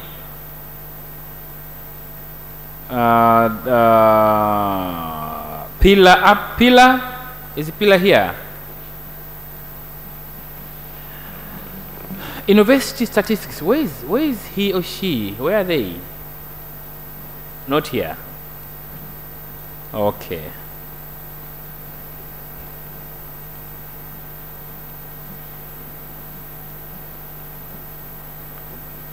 So as usual, it's 5 to 7 minutes, and I will time you. Okay. How about we start with Zero Coupe?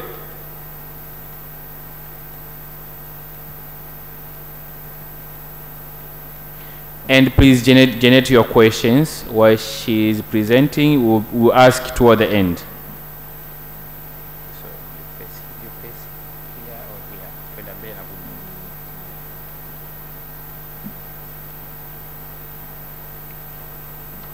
Good afternoon, everyone. I'm standing here on behalf of my team members. My name is Dr. Esther Gwaye Kimaro. I'm a lecturer at Nelson Mandela African Institute of Science and Technology. And I'm here to talk about our product. Our product is called Zero Coupe Plus. What is Zero Coupe Plus? This is a plant-based pesticide which is intended to be obtained from a tree called the Oltemwai. This is the indigenous name from Maasai people, but in scientifically, this tree is called the Commiphora soenetonai. So our product is called Zero Coupe, means removing, like, bringing down to zero. Coupe is tick. For those who don't know what is coupe, coupe is ticks, or I can say these are just, in a simple language, I would say like insects which affect the livestock. It bites livestock and suck the blood, and it also causes diseases. So our product will go and destroy the ticks on livestock. So this plant has shown to have medicine use from the indigenous knowledge, but also there have been science behind this product which have shown that the sap, or I can say the exudate from this plant, has got this effect of destroying the ticks. So my team members, I have Safiri Kaloka, who is coming from the Ministry of Livestock and Development, Livestock Development, and he's a laboratory technician, and he also works on natural products. I also have Sylvester Temba, a lab technician and also natural product expert, and I also have Peter Mwapili from the Ministry of Livestock, Customer Relations, and Idrissa Rajan, who is a market strategist. So what is the issue here? Livestock industry is highly hampered by tick-borne disease and tick infestation, and these diseases cause low livestock production, low quality of skin and hides, and also it causes a lot of cattle death, and it is estimated more than 1.3 million cattle die annually because of tick-borne diseases. And there is a lot of economic loss which is coming after this infestation, and more than 364 USD million dollars is going for the cost of these tick-borne diseases, especially for treatment, especially for vaccination, and for the chemical pesticide. So, and out of this, this amount, more than 25% of this cost is going for the management of this tick, which is the use of, normally it's the use of chemical pesticide. So the current solution is, at the moment, the farmers are using the chemical pesticides, and still we are still facing the problem of tick-borne disease, and it also causes a huge economic losses to livestock farmers, and farmers spend more money on these chemical pesticides, and still these chemical pesticides, they are also, because of frequent use, they are causing resistance to this tick strain, so they are not helping, and also they cause environmental contamination, and they also have a public health risks. So our solution in this, we want to bring a tangible plant-based pesticide or a caricide for solving this tick problem at minimal costs or as a cheaper product. And this product will have outstanding features. As I said initially, it's an evidence-based product that is coming from indigenous knowledge and the science behind that we have done, and the other scientists have done on it. And also, it's a desirable product for Maasai people because in a crude way, they have also tried to use this, and they have seen that it works. And it's a zero synthetic organic chemical product, also easily accessed and available. It will be non-toxic to the environment, and also it will have no public health risks. So the market revenue or mode of investment. So there is a market opportunity out there because it looks like it's a desirable business for pastoralists because they trust the potential of this tree, since they have also tried to use it in a crude way, and they have seen that it works. And also in Tanzania, we have a big head of cattle. Actually, we are the third country in Africa to have more cattle. So there is a big market, and also tick-borne disease is a problem, it's an endemic problem, and these farmers, they need this product to solve the tick problem. And revenue model, we will be upon sales of the product to these farmers, and actually we aim to sell in a lower price because at the moment the chemical pesticides are very, very expensive. Like we can get 1 liter for more than 40,000 Tanzanian shillings. So we are here to call upon investors, all livestock investors, to support us develop this startup. And because it's a startup, we are still in the initial stage, and especially we need to do some further research, especially on the prototype improvement, to better understand the chemical properties of this exudate from the plant, also the mechanism of action and how it affects the ticks, and also appropriate solutions or additives to make it stronger and be able to work for longer time, the product shelf life to be longer. And also we need to know and understand better about the toxicity level. And also we are requesting for about 100 million Tanzanian shillings to do the work that I've mentioned initially, development of the product, and also production of the first prototype. And we also need some mentorship, especially in the startup acceleration, project management, and the business operations. Thank you. Thank you, Daktari. Vodacom is leaving. Make sure you get his contact. They will give you money. ICT Commission, they're here. Maybe they have some money there, or they may connect you somewhere. Get that money, 100 million. Okay, thank you. Vicedo. I don't know what that name is. You will tell us. Okay, so you go either here. Okay. Okay. Good evening, ladies and gentlemen. My name is Leema Mohammed. I'm from University of Iringa. As my fellow says that 90% of our country import fertilizer from outside, like Saudi Arabia, Ukraine, and Russia. So as Vencedo, we come with a solution of producing and supplying organic fertilizer which come from the main plant and fruits. Here is our team. We are almost 15 members. And here I am Leema Mohammed, CEO, Molel Liza, Accountant Manager, Fazli Baskeli, Marketing Manager, Diwan Sonoko, IT, and Anisati Godfrey, Communication Manager. As Ben said, we come with content and program. According to the Minister of Agriculture, almost 74% we import fertilizer from outside the country, like Saudi Arabia and Russia, which are in organic fertilizer, and that we come with the organic fertilizer. And the problem which we saw is the environment pollution and land degradation. Through land degradation, according to Vice President's office, almost 13% our land is destroyed by land degradation. Also unemployment, according to census, almost 66.6% population unemployment, and almost 800,000 to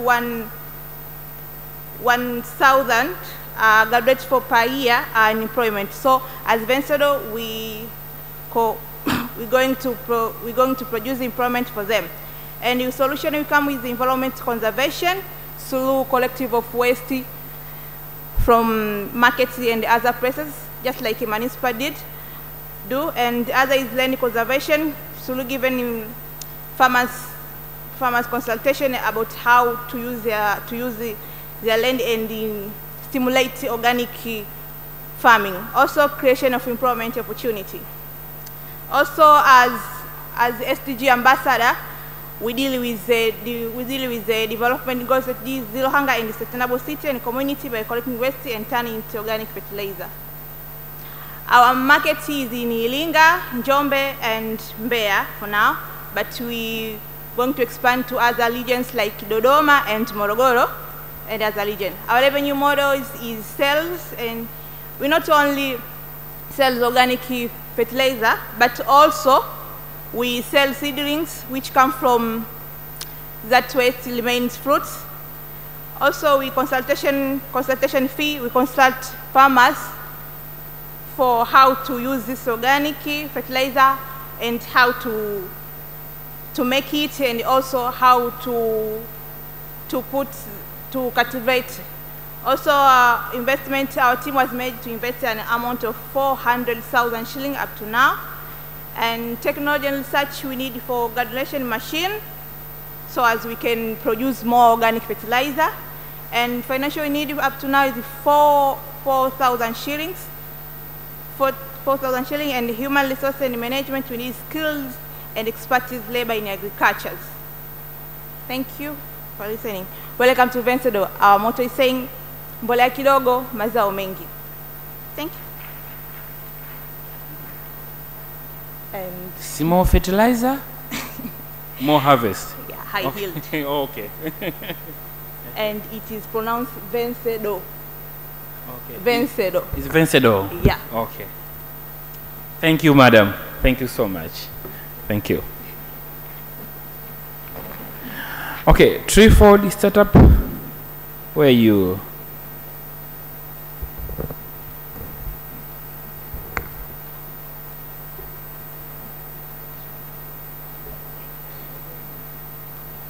Good afternoon, ladies and gentlemen.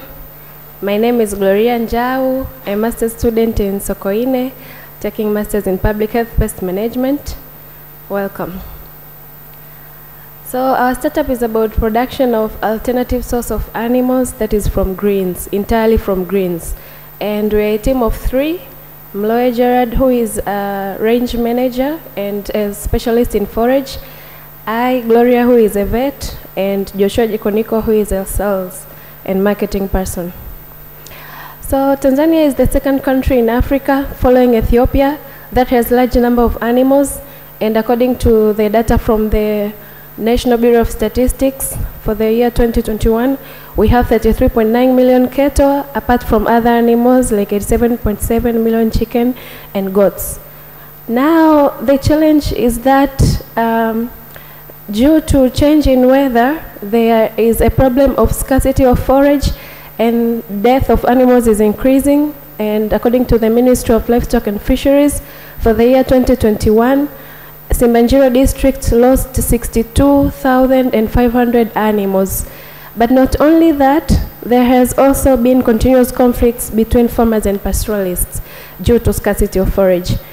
And also the feed that is available in the market is of high cost, and farmers have few or no alternatives, and also of poor quality, sometimes contaminated with salmonella, sometimes with fungi like aflatoxins, and they affect animals. Currently, what farmers do, they have to develop their own, developed their own drought coping mechanisms, such as moving from one area to another in search of water and pasture. They have their own standing pastures, so they practice communal grazing in, when there is a serious problem of drought. But they also have to keep large number of animals, so that some animals can die and some remain and serve them. But they also have to buy what's available in the market, which is torture for them. So as our name Treeford, we have come with a solution of developing 3 forms of fodder, that is hay, silage, and pellet. Hay is just chopped grass, silage is fermented chopped grass, and pellets is pelleted greens.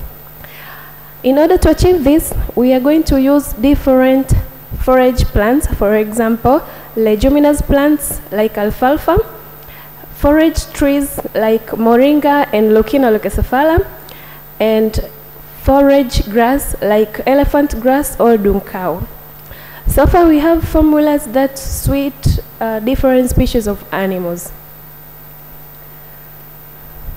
Our market, based on utility model, will deal with livestock owners and agrovet shops. So for the first 3 months, we'll have a 10% discount, and we're even thinking of further discount for some, for example, for Maasai. But we're also going to reach 1,000, we have a target of reaching 1,000 farmers per year, and we will pay 700 farm visits per year, and our consultation will be free. A revenue model will be direct sales to consumers and to retailers and wholesalers. So far we have 10 acres of land and a motorcycle, and we are open for investors. The technology we need is, first we're going to establish irrigation scheme in our land, because we want to be available all season. So we'll need to establish an irrigation scheme. We also need to fence our land, and then the rest will be money for buying materials like seeds and machines like a chopper and a pellet maker. We are requesting for 35 million and skills such as in human resource management. Yeah, thank you.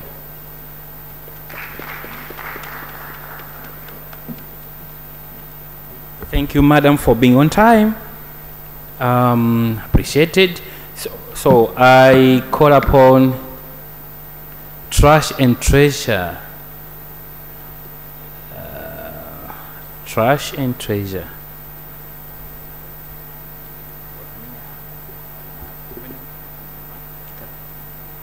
Good evening. I would like to collect your names. We are Trash to Treasure. Yes. My name is Bales Francis from University of Iringa, pursuing Bachelor of Applied Marketing and Entrepreneurship. Growing up, I have 10 friends.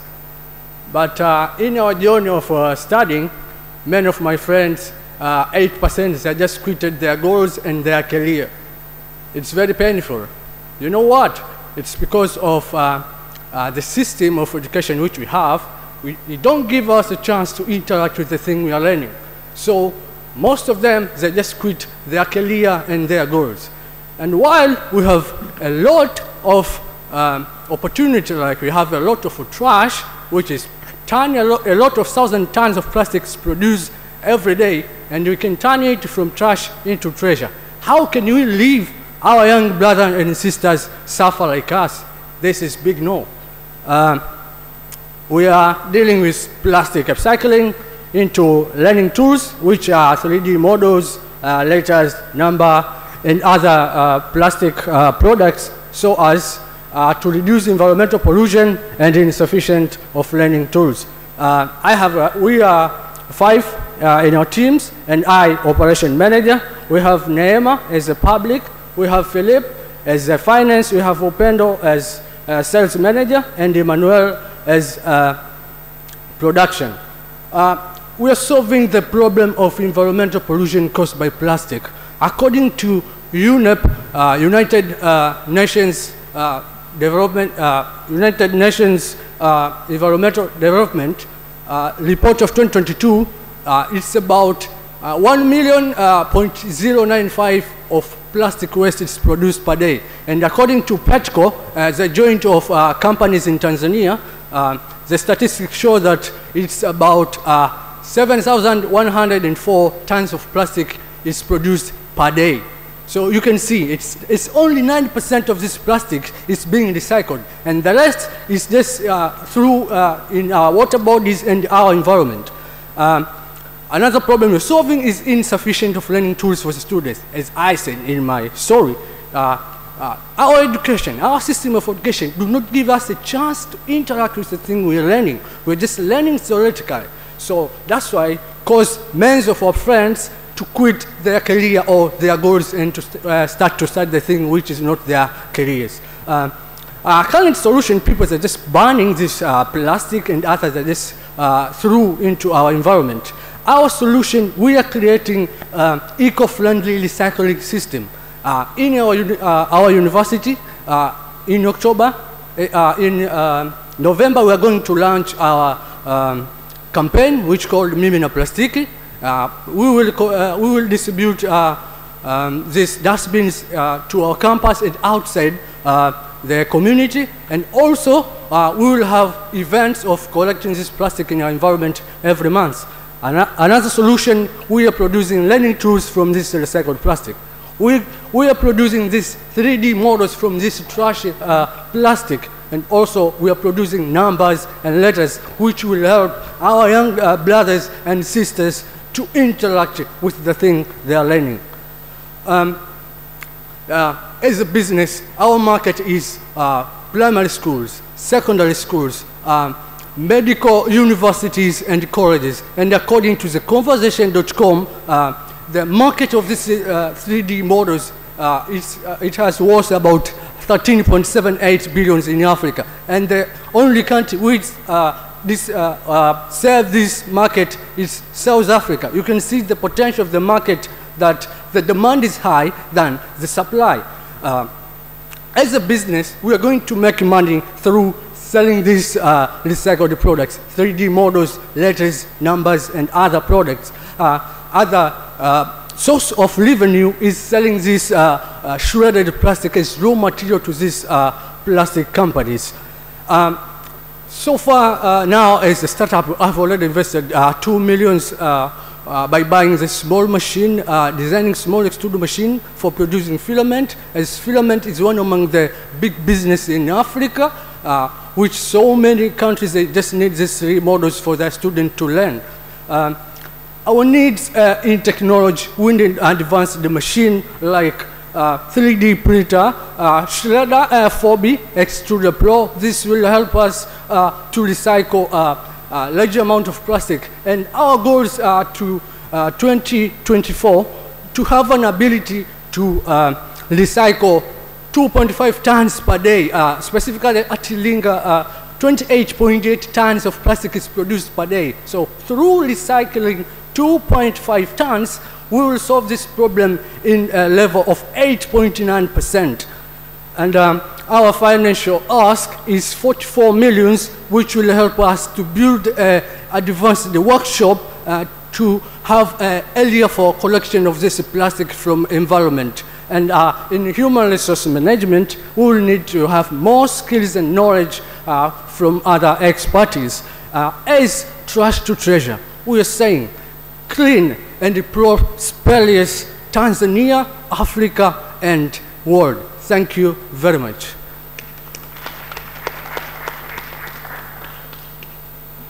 Thank you. It is trash to treasure. Thank you. Thank you. So tusitupe takataka ovyo ovyo. The Lord Father Company. We are getting there very soon. We will start cross-examining you.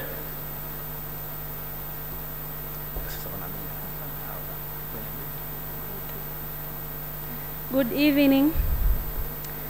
So my name is Irene Alphonse. I'm from the Lord Father Company. We deal with production of wine from fruits, herbs, and flowers, specifically pineapples, roselle, and ginger. So firstly, that's my team. We have a managing director, Mr. Lukelo Malumbo. We have the general secretary, that's I. We have the product development officer, that's Mr. James Lugwisha. We have our procurement officer, Mr. Kasim Gambo, our financial officer, our quality assurance officer, our internal and external affairs, and our marketer. So you can see it's a whole full team. For the contest and problem, according to Tanzania Horticultural Association, in 2022, there is 40% of post-harvest losses in Tanzania. So as the Lord Father, we plan to target only 1% to solve 1% of that problem in Southern Highlands, and specifically targeting the fruit that is pineapple by making wine out of it. So generally, the problem is that Tanzania experiences 40% post-harvest losses of horticultural harvest every year. But also we saw a growing wine demand. So there is domestic and international markets that seek unique flavors and sustainable value-added products such as wines from fruits. The current solution, there are local markets of horticultural products. That is, they sell the products themselves, such as pineapple, for instance. You eat pineapple as a fruit, but also value addition on horticultural produces. That is, such as pineapple juice. And what is wrong with that? It has a small or a short lifespan. So we are going to create a product that has a long lifespan. So for instance, pineapple juice has a lifespan of maybe 1 month and maximum maybe a year, but for wine, it has at least a lifespan of 6 years. So that's it. We produce wine from flowers, herbs, and seasonal fruits, but also we purchase non-standard fruits and add value to them by producing wines. We target Southern Highland regions. So for the market and revenue model and investment, for the market, there is a fast-growing market of alcoholic products consumers, as I said before, that is domestically and internationally. But also we plan to generate money By 30%, that is direct selling, 6% is distribution partnership, and 10% is brand licensing. We have already started doing this with Kili Wine, available in Kilimanjaro. So they produce wine under our supervision and they use our brand name. So currently we have already invested 17,000 US dollars, that is almost 40 million Tanzanian shillings. Our goal in 3 years, that is 2022 to 2025, is to invest 42,000 US dollars, that is 100 million in TZ shillings. So we currently seek for $25,000, that is 60 million in Tanzanian shillings. And we are going to use that to purchase modern machineries and automated plants, but also to build capacity and hire more people, more experts in our field. But also we plan to use the money in operational activities, but also license and legal compliance. Thank you. Thank you, madam. Okay. We have two last speakers. We have Premier Feed, and then we'll finish with Pilar.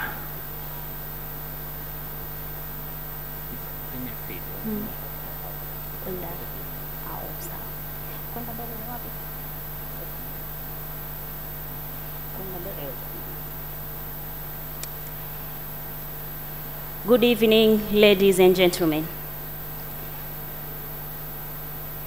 My name is Aziza Thumani Konyo, a candidate from Nelson Mandela Institution of Science and Technology. I'm a PhD student pursuing PhD in Environmental Science and Engineering.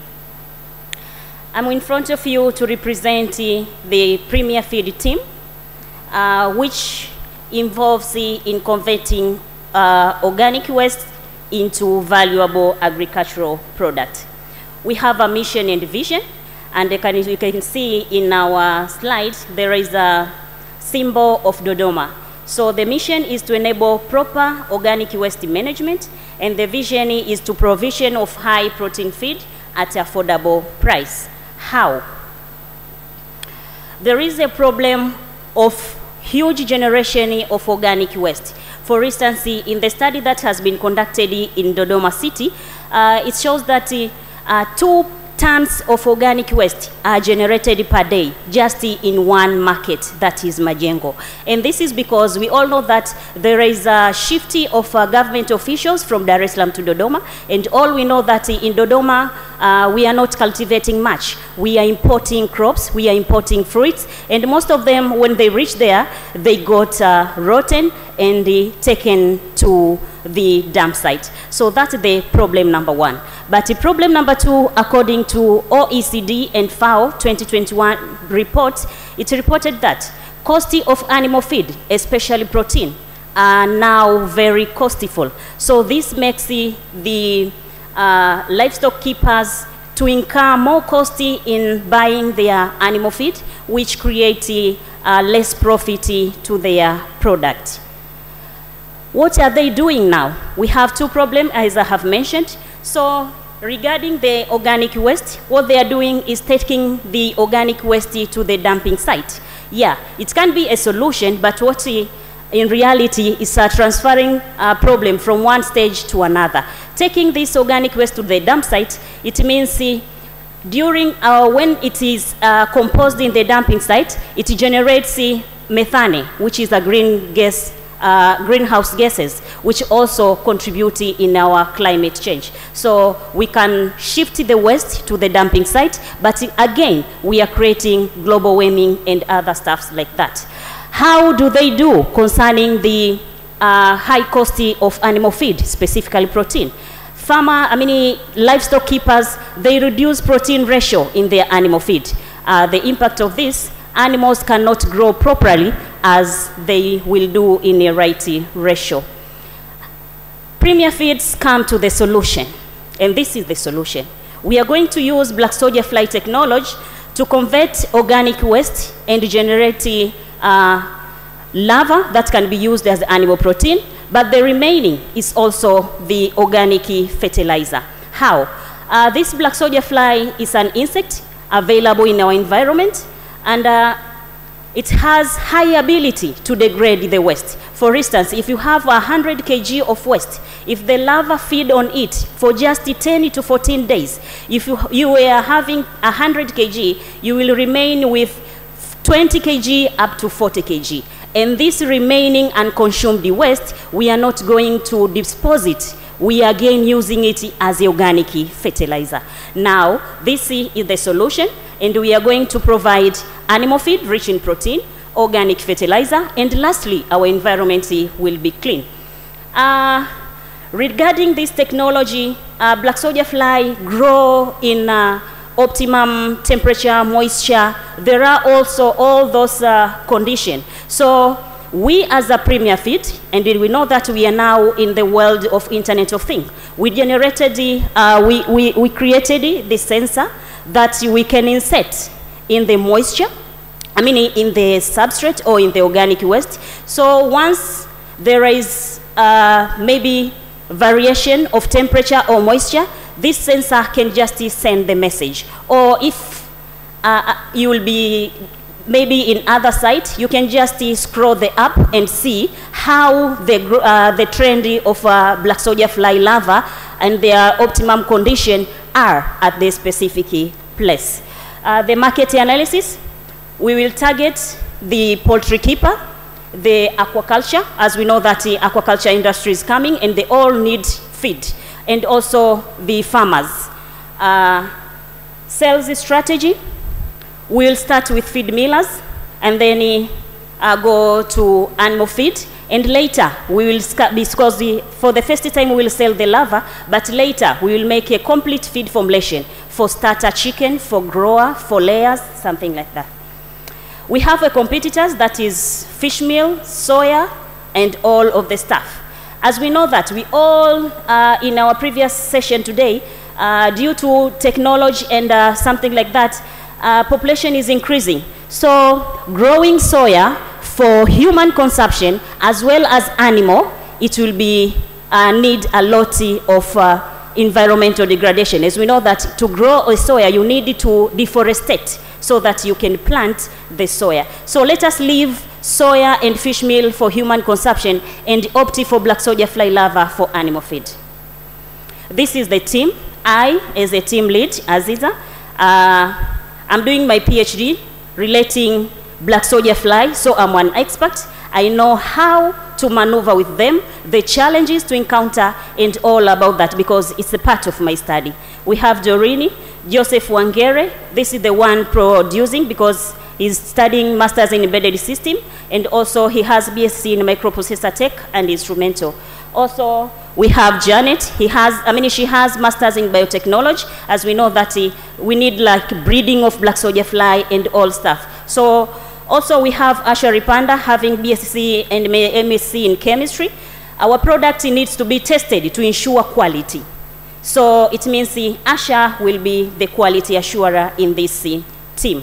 I'm here in front of you humbly to ask 50,000 USD, of which 35% will go to to construct the rearing unit.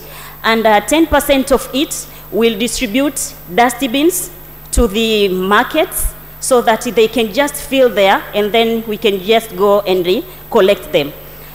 30% of it buying equipment, and 25% before we want, we are waiting to generate the profit, we will use that as the running cost. To ensure sustainability, this also is among our needs. We will involve Dodoma City because we want to make the city clean, the capital city of this country clean. Also the Suma JKT. Suma JKT currently are the one that are collecting organic waste and taking to the dump site in Dodoma. So involving them, we will be sure that the sustainability is there. We have done the market survey, proves that there is need of our product because there is a lot of poultry keepers in Dodoma. Also, there is a research on alternative source of organic waste. This technology is affordable. For those who want something to be trendy, maybe for groups of women, youth, we are available and we can do that because it's affordable. So if it is affordable, it means in the long run, the organic waste might be challenged. So as I said, I'm doing the research, I'm managing SISO waste, and it starts showing the convincing results that BSF can grow even in SISO waste. This is the financial projection. At a very small scale level, you can able to generate 13 million per year. I'm repeating, in a very small scale level. And at third year, a minimum of 33 million. And from there, there is a list of revenue and costs. It means we will cover even the wages. We are expecting to have like 2 to 3 laborers, transport, waste price, if we can buy after sorting, and bills, and even governing task. Having said that, ladies and gentlemen, let us join hands in converting waste into wealth, but also assisting livestock keepers to get animal feeds at a reasonable price. Thank you. Yesterday, guest of honor, we had I participated in the discussion about the ICTC Commission strategy, and I asked the Director General that, in one sentence, what did you do? And he said, we are promoters. I said, what do you promote? He said, we promote ICT and innovation. So when you leave here, make sure you get his contact. You go there. They may not give you money. They may give you something. Yeah, thank you. Now we have our last presenter,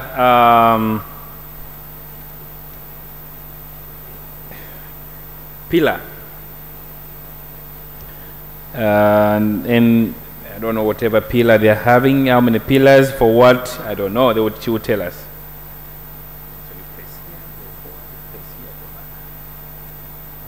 Ladies and gentlemen, good evening.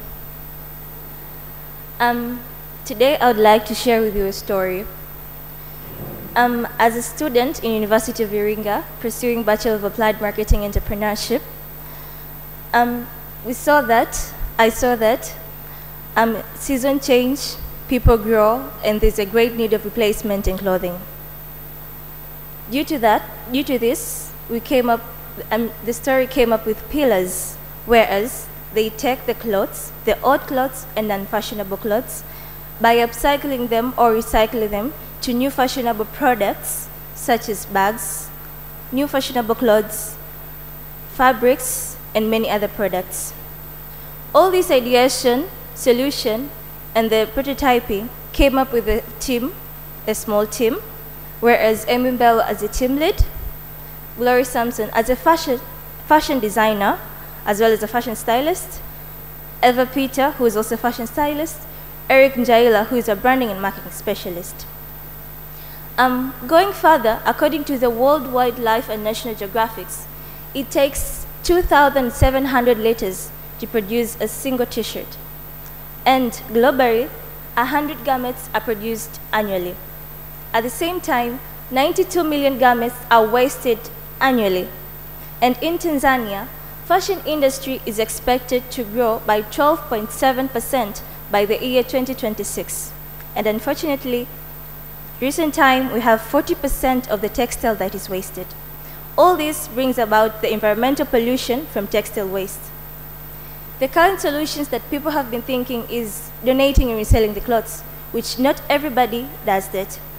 Some of us repair and alternation, which not everybody does that, since fashion trends extend, and I don't think if you love fashion trends, you'd wish to repair an old cloth.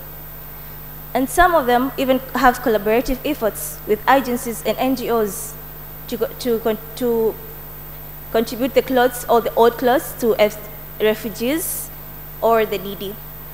But Pillars came with a current solution that they're applying it by upcycling techniques, such as transforming, repurposing, and redesigning of the old clothes, but also having a product line, such as bags, new fashionable clothes, as well as fabrics that will be used in portioning and decoration in houses, but also an environmental impact, since we are proudly serving or dealing with an SDG number 11, which is Sustainable Cities and Town. Ladies and gentlemen, good evening once again, and my name is Emi Belwa. As an SDG ambassador in University of Iringa, I'm proud to say that I provide awareness to a lot of people, particularly basically my university, in the town of Iringa as well as Dar es Salaam, and the products that we have in pillars are marketable to men and women who support fashion, basically sustainable fashion, but also interior decorators who wish to have innovative ways to decorate their houses and finishing of the houses, such as portioning and decorations from fabrics, bricks which are out of textile. They're very nice, very concrete, very strong. But also personalized people and environmental friendly people who love artwork, basically in offices, homes, and other public places. Pillars will generate money by having physical retail stores, whereby 60% of it, we're part of it, having training or apprenticeship programs that will employ trained people or tailors regarding our brand, upcycling brand, also having a 15% commission, whereas we'll have our online platform where we'll be able to showcase our products. But also 5% of it is consultation, whereby for personal consultation, people who love fashion, who need to go with fashion trends, basically sustainable fashion trends, will have a consultancy with us, and to the 5% we're able to generate our revenues.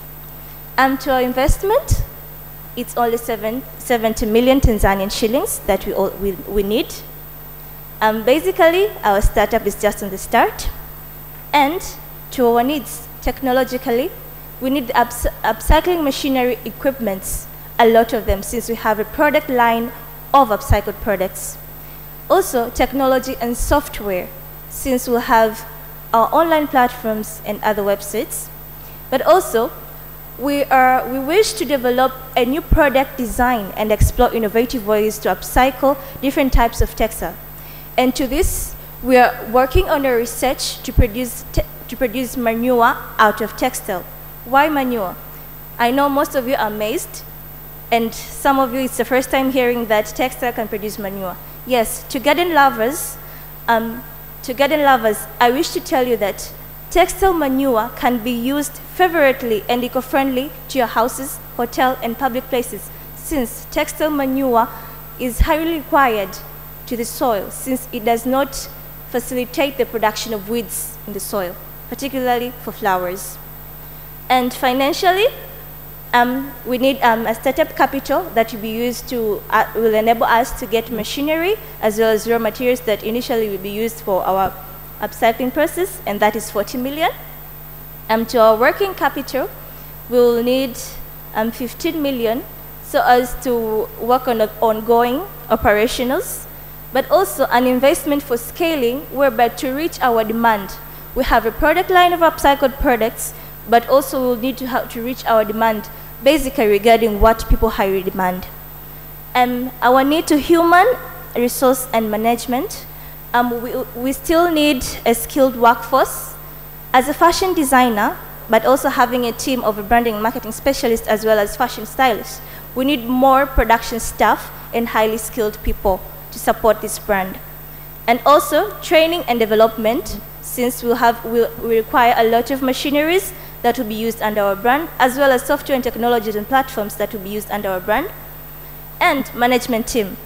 I would like to say that the management team would not only wish to be applicable in Tanzania, but internationally. Least but not the last, I would like to say creativity for the future works with pillars. Thank you. Thank you, madam. I gave you more time. I don't know, maybe because you are the last person to present. Now, I invite a maximum of 3 questions. I know people are tired, so I'm allowing only, and I'll I would like my student also to ask questions. Don't just sit. Because if you sit, I'll ask you a question in exam from this conversation here today. So please, you better ask. I have one question there. I have another one to the back. And I'll have one there. So please, while others are asking, frame your question.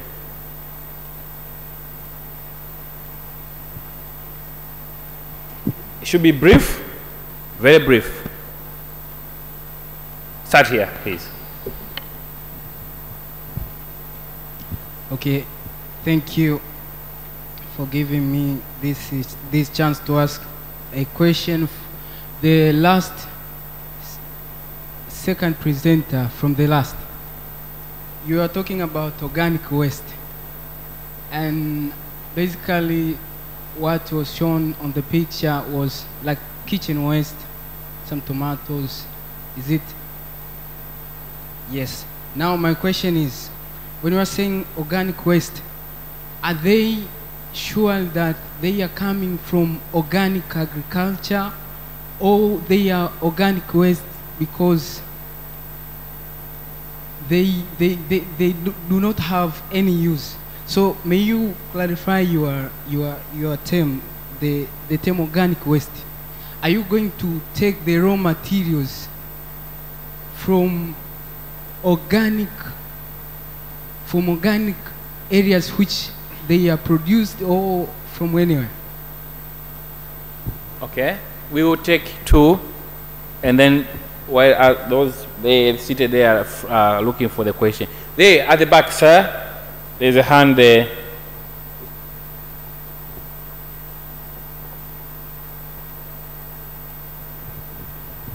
I'd like to thank all the presenter for good presentation. I just have a comment that applies to all the presenters. One of it, one slide is missing, particularly on the mapping the competition landscape. So if I want to give you money or to invest in your business, I'd like to know that you also know that the business you are into has other competitors already in the market. And then what do you anticipate will be your market share?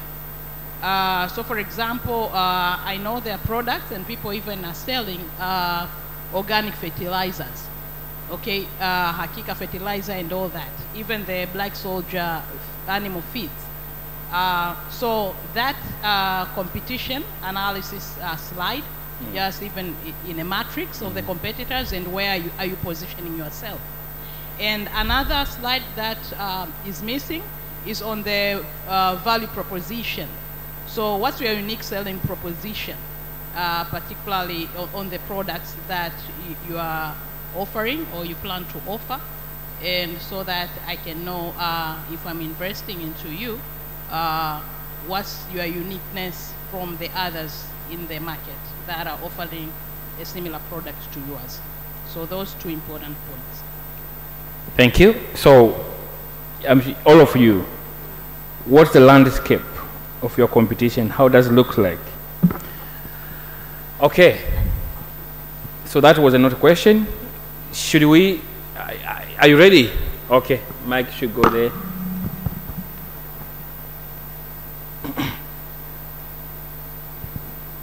Thank you so much. My name is Witness from the University of Dar es Salaam, pursuing my master's degree in Management and Administration in Education. I would like to congratulate all of you for your presentation of your business ideas and innovative ideas. My question is, are those ideas coming from entrepreneurship education, or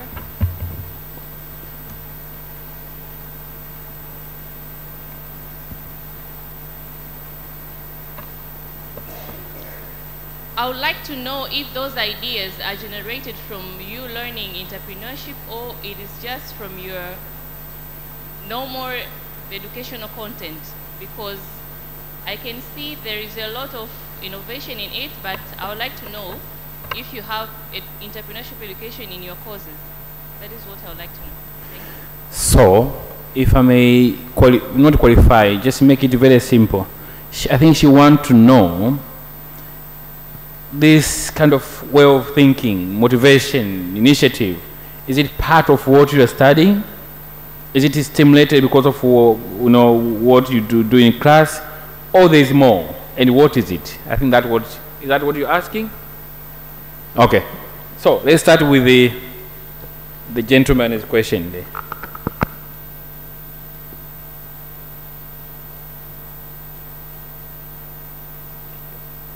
Thank you for the questions. I would like to respond for the first one. When we termed the waste organic versus inorganic, it means organic are those generated from the following sources. First one can be market waste. Second one can be food processing industries before mixed with chemicals, a lot of chemicals. And the last one can be formed from the domestic and hotel or something like that. So when we are categorizing the waste, those mentioned waste are termed as organic waste. It's not necessarily to be growing without industrial fertilizer or something like that. That's one. The second question from Madam is like, yeah, this technology, it's there. But when we are here talking about innovacity, where is the innovation of this one? It means that most of them are just rearing black soldier fly larvae in a very normal way. What we know is that what black soldier eats, it's what it gives. And that's why there is a variation of even nutrition content. A black soldier fly reared on one particular waste, with that reared with waste formulation. For instance, if you take domestic waste mixed with the brewery's waste, and wherever you will get a different nutritional profile. To go further, as I'm speaking, I said I'm a student pursuing PhD based on this one. Me and my supervisors, we have pre-treated sisal waste. The thing about sisal is that the white thread we know is only 4 to 6%. The rest is the waste. And we know that there is a lot of sisal industries generated producing sisal fibers, and there is a lot of piling of waste. So we have pre-treated it, and now we can grow black soldier fly from there, which have not ever been done anywhere. And we are in the procedure of patenting it. So that is the difference between what I'm doing and what they are doing. Okay, now the general question, which goes to the panelists. Who want to go? Who want to? Nataka kujitosa. Okay, ladies.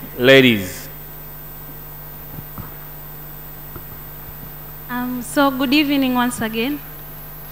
I would like to answer your question, madam. So it's a both-way thing. For instance, let's take for my case, I have a diploma in clinical medicine. So when I finished my diploma, or when I was studying my diploma, I didn't do any kind of entrepreneurship. So I had the spirit in me, but I wasn't able to do it. But when I came for the bachelor, that is Bachelor of Applied Marketing and Entrepreneurship, during the first semester, I got entrepreneurship and education. And that's what enabled me, or enabled my entrepreneurial spirit to put it into action. So it's a both-way thing. But the studies influence it more. Because when you have the entrepreneurial spirit and you do not have the knowledge on where to start, you won't succeed. Yes, so that's it. Okay, someone else? Maybe someone with a different kind of perspective? Yes,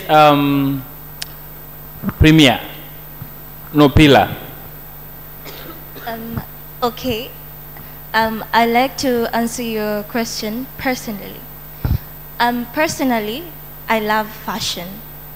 That's what I presented as pillars. So the ideas that we have, the idea that I have is my passion, not what I get in class.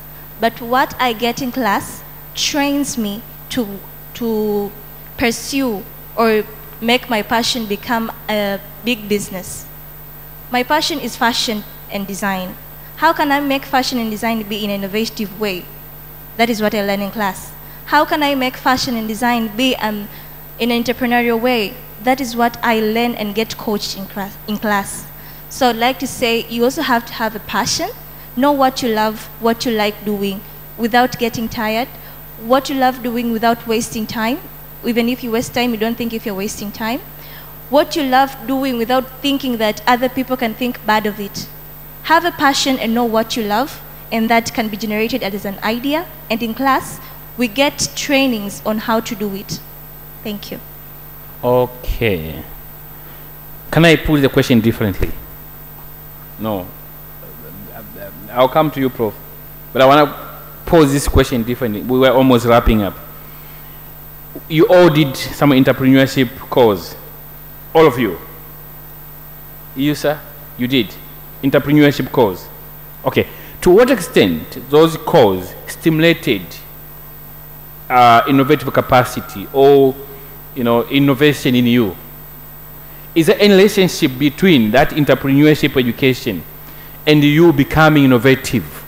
That's what I'm trying to push. Is there any relationship? Let's leave Madam aside, unless you want to say something. Okay, she has a different experience, but she will tell you. But is there any relationship between what that entrepreneurship education you received in class and, you know, being able to innovate, to come up with an interesting idea or to add it to what is existing? Is there any relationship? I would love to hear that story. Yes. Good evening once again. For my case, the entrepreneurship course made me see that it's possible for me to be self-employed, because after I finished my undergraduate studies, I was just thinking of employment. I'm a vet by profession, so I was just thinking of being employed, and I worked for 4 years before I came to join my master's program. But I always had the entrepreneurship mindset, but it was not aggressive enough in my mind. So I'm really thankful for the entrepreneurship course, because it made me see the world different, that I can handle myself well and I can employ myself, and I'm not ready for further employment for sure. Then you will give it to the lady here too. Okay, thank you very much. Before coming to study Bachelor of Applied Marketing and Entrepreneurship, I was pursuing LLB at Tobacco, but I quitted it because I had a passion in entrepreneurship. But through going to University of Iringa and pursuing this Bachelor of Applied Marketing and Entrepreneurship gives me another eye to see the problems and to turn it in innovative and entrepreneurial way to solve it and to make it as a business. As a slogan of University of Iringa, that nuru mpya, which means ile nuru imenifungua, and now I can see far and I can see the opportunities in the society. Thank you.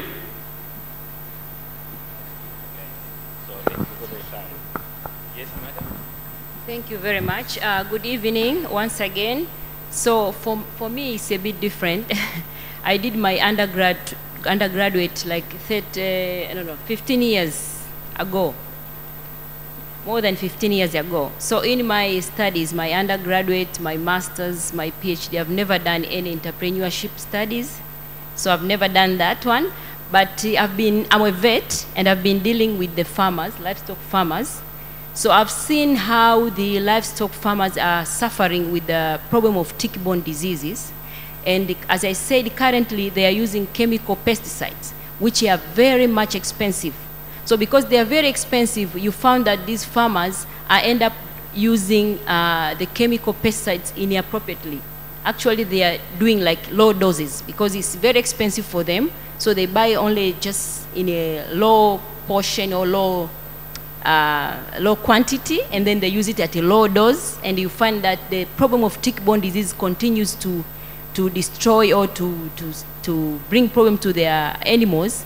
So then, because we have done some work in my research about this plant and how it works with the ticks, then I thought, okay, so if chemical pesticide has been like a big business and farmers, they need it every day, it means we can opt for the plant-based pesticides, and it can help the farmers. So I thought in that way that if this is a good business for the chemical pesticide, it means we can have a different option, and still, because the farmers, they need that one, they will buy the pesticides.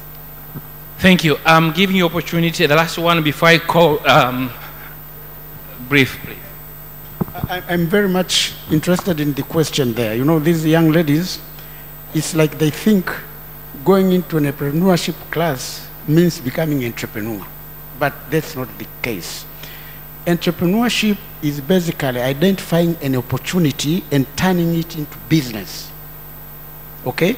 So, as they were saying, you must have your own passion. And where do you get it? You get it either from your parents, from your friends, from your knowledge, from your exposure, from your visits.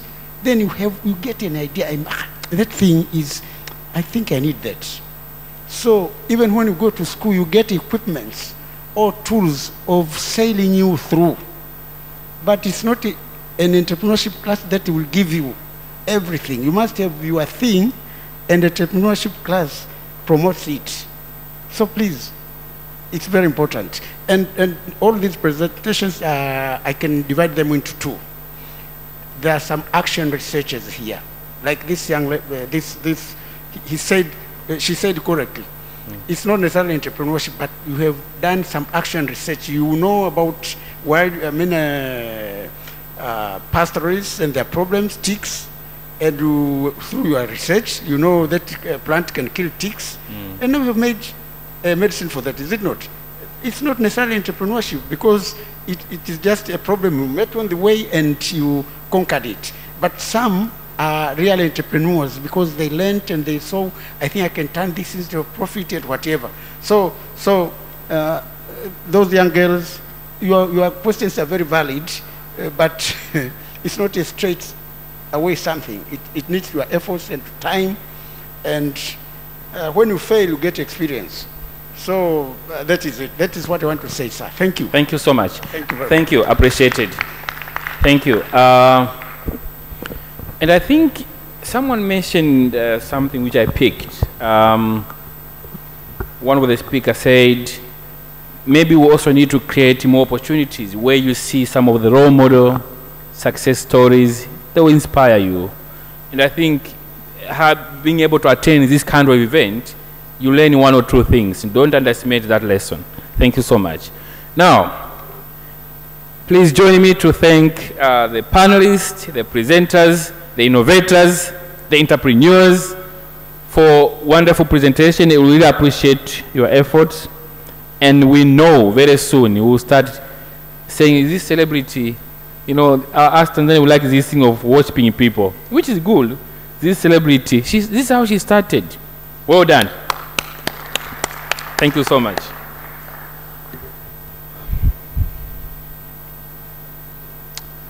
Thank you.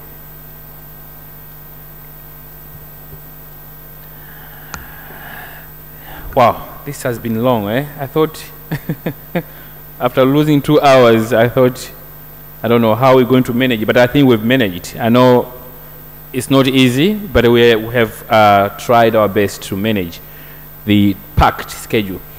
Now, I would like to call upon Dr. Kingazi from Sokoine University in Morogoro, Mji Kasolo Bahari, to come give us a very succinct closing remarks, and then we will be closing our session, side event session of university project. Thank you. Welcome. Thank you very much, the moderator of this session. First of all, I would like to express my sincere gratitude to all participants, the presenters from the startups, student startups, both from undergraduates and the postgraduates we have heard from the masters. My name was already stated. I'm Stefano Kingazi from Sokoine University of Agriculture, but I'm standing here for this very closing remark for and on behalf of Professor Ezron Karimuribo, who is the Director of Postgraduate Studies, Research, Technology Transfer, and Consultancy. As you have heard before in the panel session, Professor Karimuribo was also represented by Madam Lucy. So, being a heavyweight person, he is double represented. So we have represented him in that double roles. So I'll be giving these closing remarks on his behalf. First of all, I would like to thank all the organizers, the University Project, the Sahara Ventures, the universities, the 3 universities, the French Embassy, and also the overall organizers of this conference, who are the COSTAC and the supporters we are seeing in the poster. There has been a lot which have been said during the presentations. We have heard startups presenting different ideas. There were 15, but different ideas. I've only caught that 2 presented more or less the same, but almost every startup had a unique idea presented. And also, I understand that in the closing remarks, we are actually outlining some of the key points or the summary of the discussions. But if you could remember, you can remember the panelists. They have already summarized most of the key issues from the presentations, but during the second round of presentations, there were no panel discussion. But the questions and the answers have also gave us an opportunity to underline some of the key issues.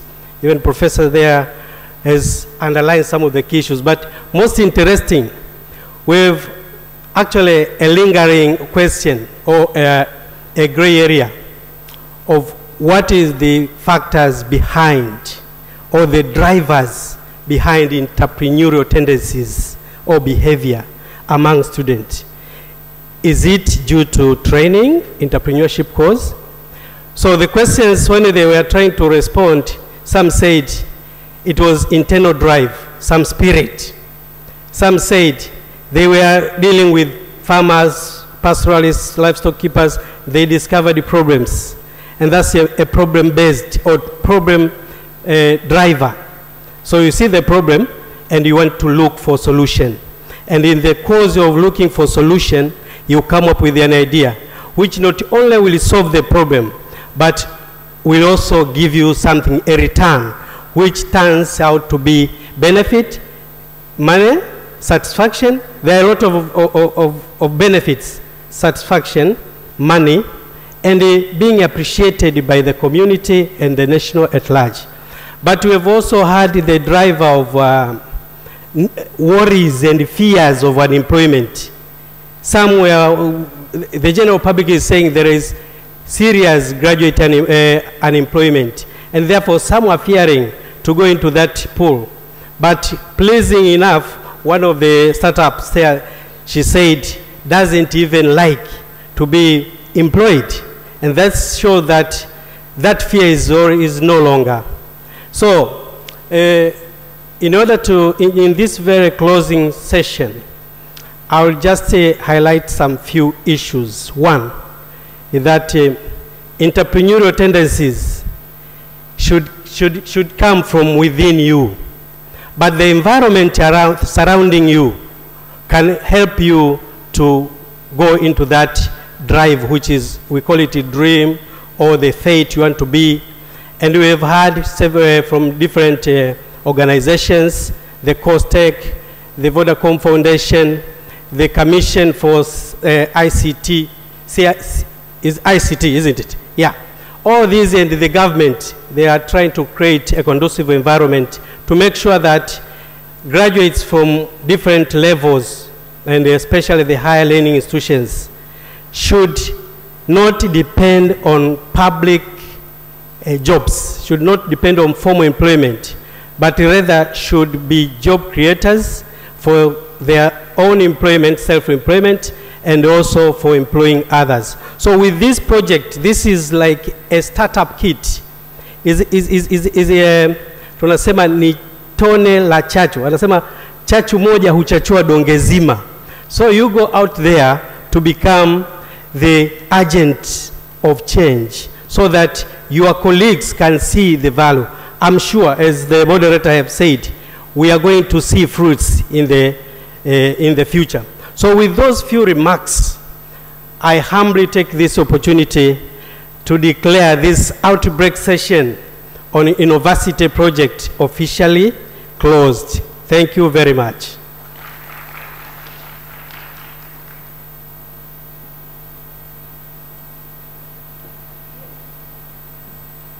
Thank you, Kingazi, for that brief but very insightful closing remarks. Now, I would like to invite one comment, by the way. Let me use my moderator or host privilege. University should engage more with industry and the world out there. I think it's very, very important. They should inform our curriculum, they should inform our programs. We should invite them to class and teach practical aspect of doing things out there, because sometimes we are very much closed. We think that we are doing right, but out there things are changing all the time. Now, I would like to invite our guest of honor and presenters, please come to the stage. And Kingazi, all our invited panelists, please come. Speakers, come for a group photo. Prof from Iringa, please come for a photo. For a group photo. Tulfina, please.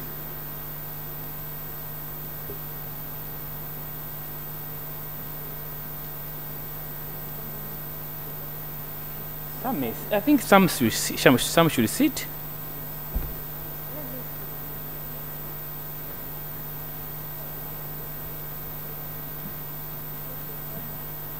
Some may sit, some may stand. Maybe our senior should sit, I don't know. Depending. What do you think?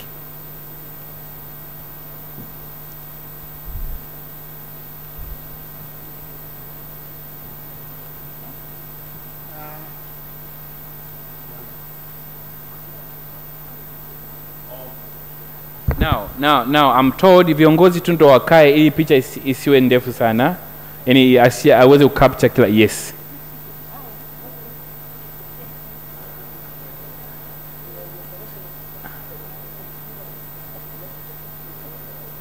Yes.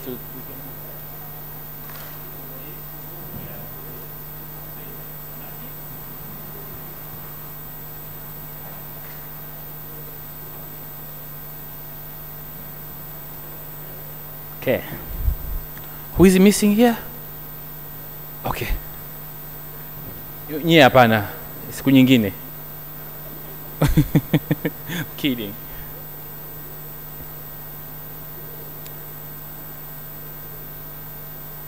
I'm going to join.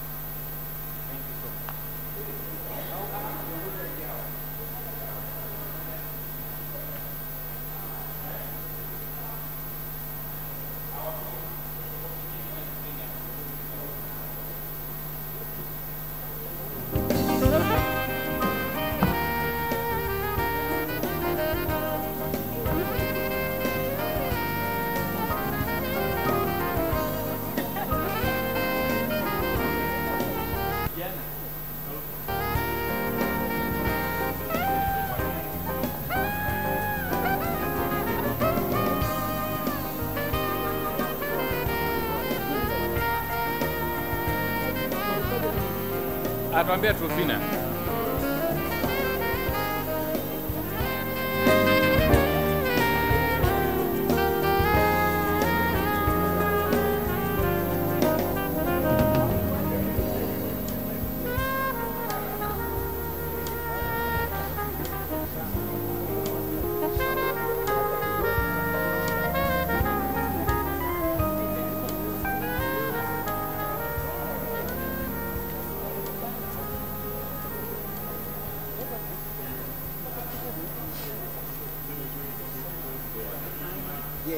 Yaani wanataka tuwashauri kweli hapa.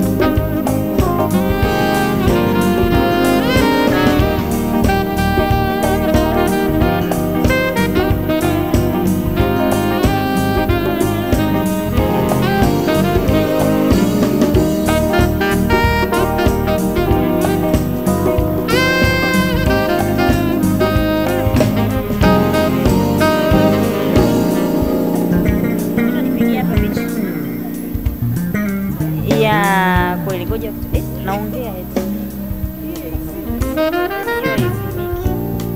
Itafanya tuongee vitu. Kaka nipige kwa. Treasure trash. Nipige kwa.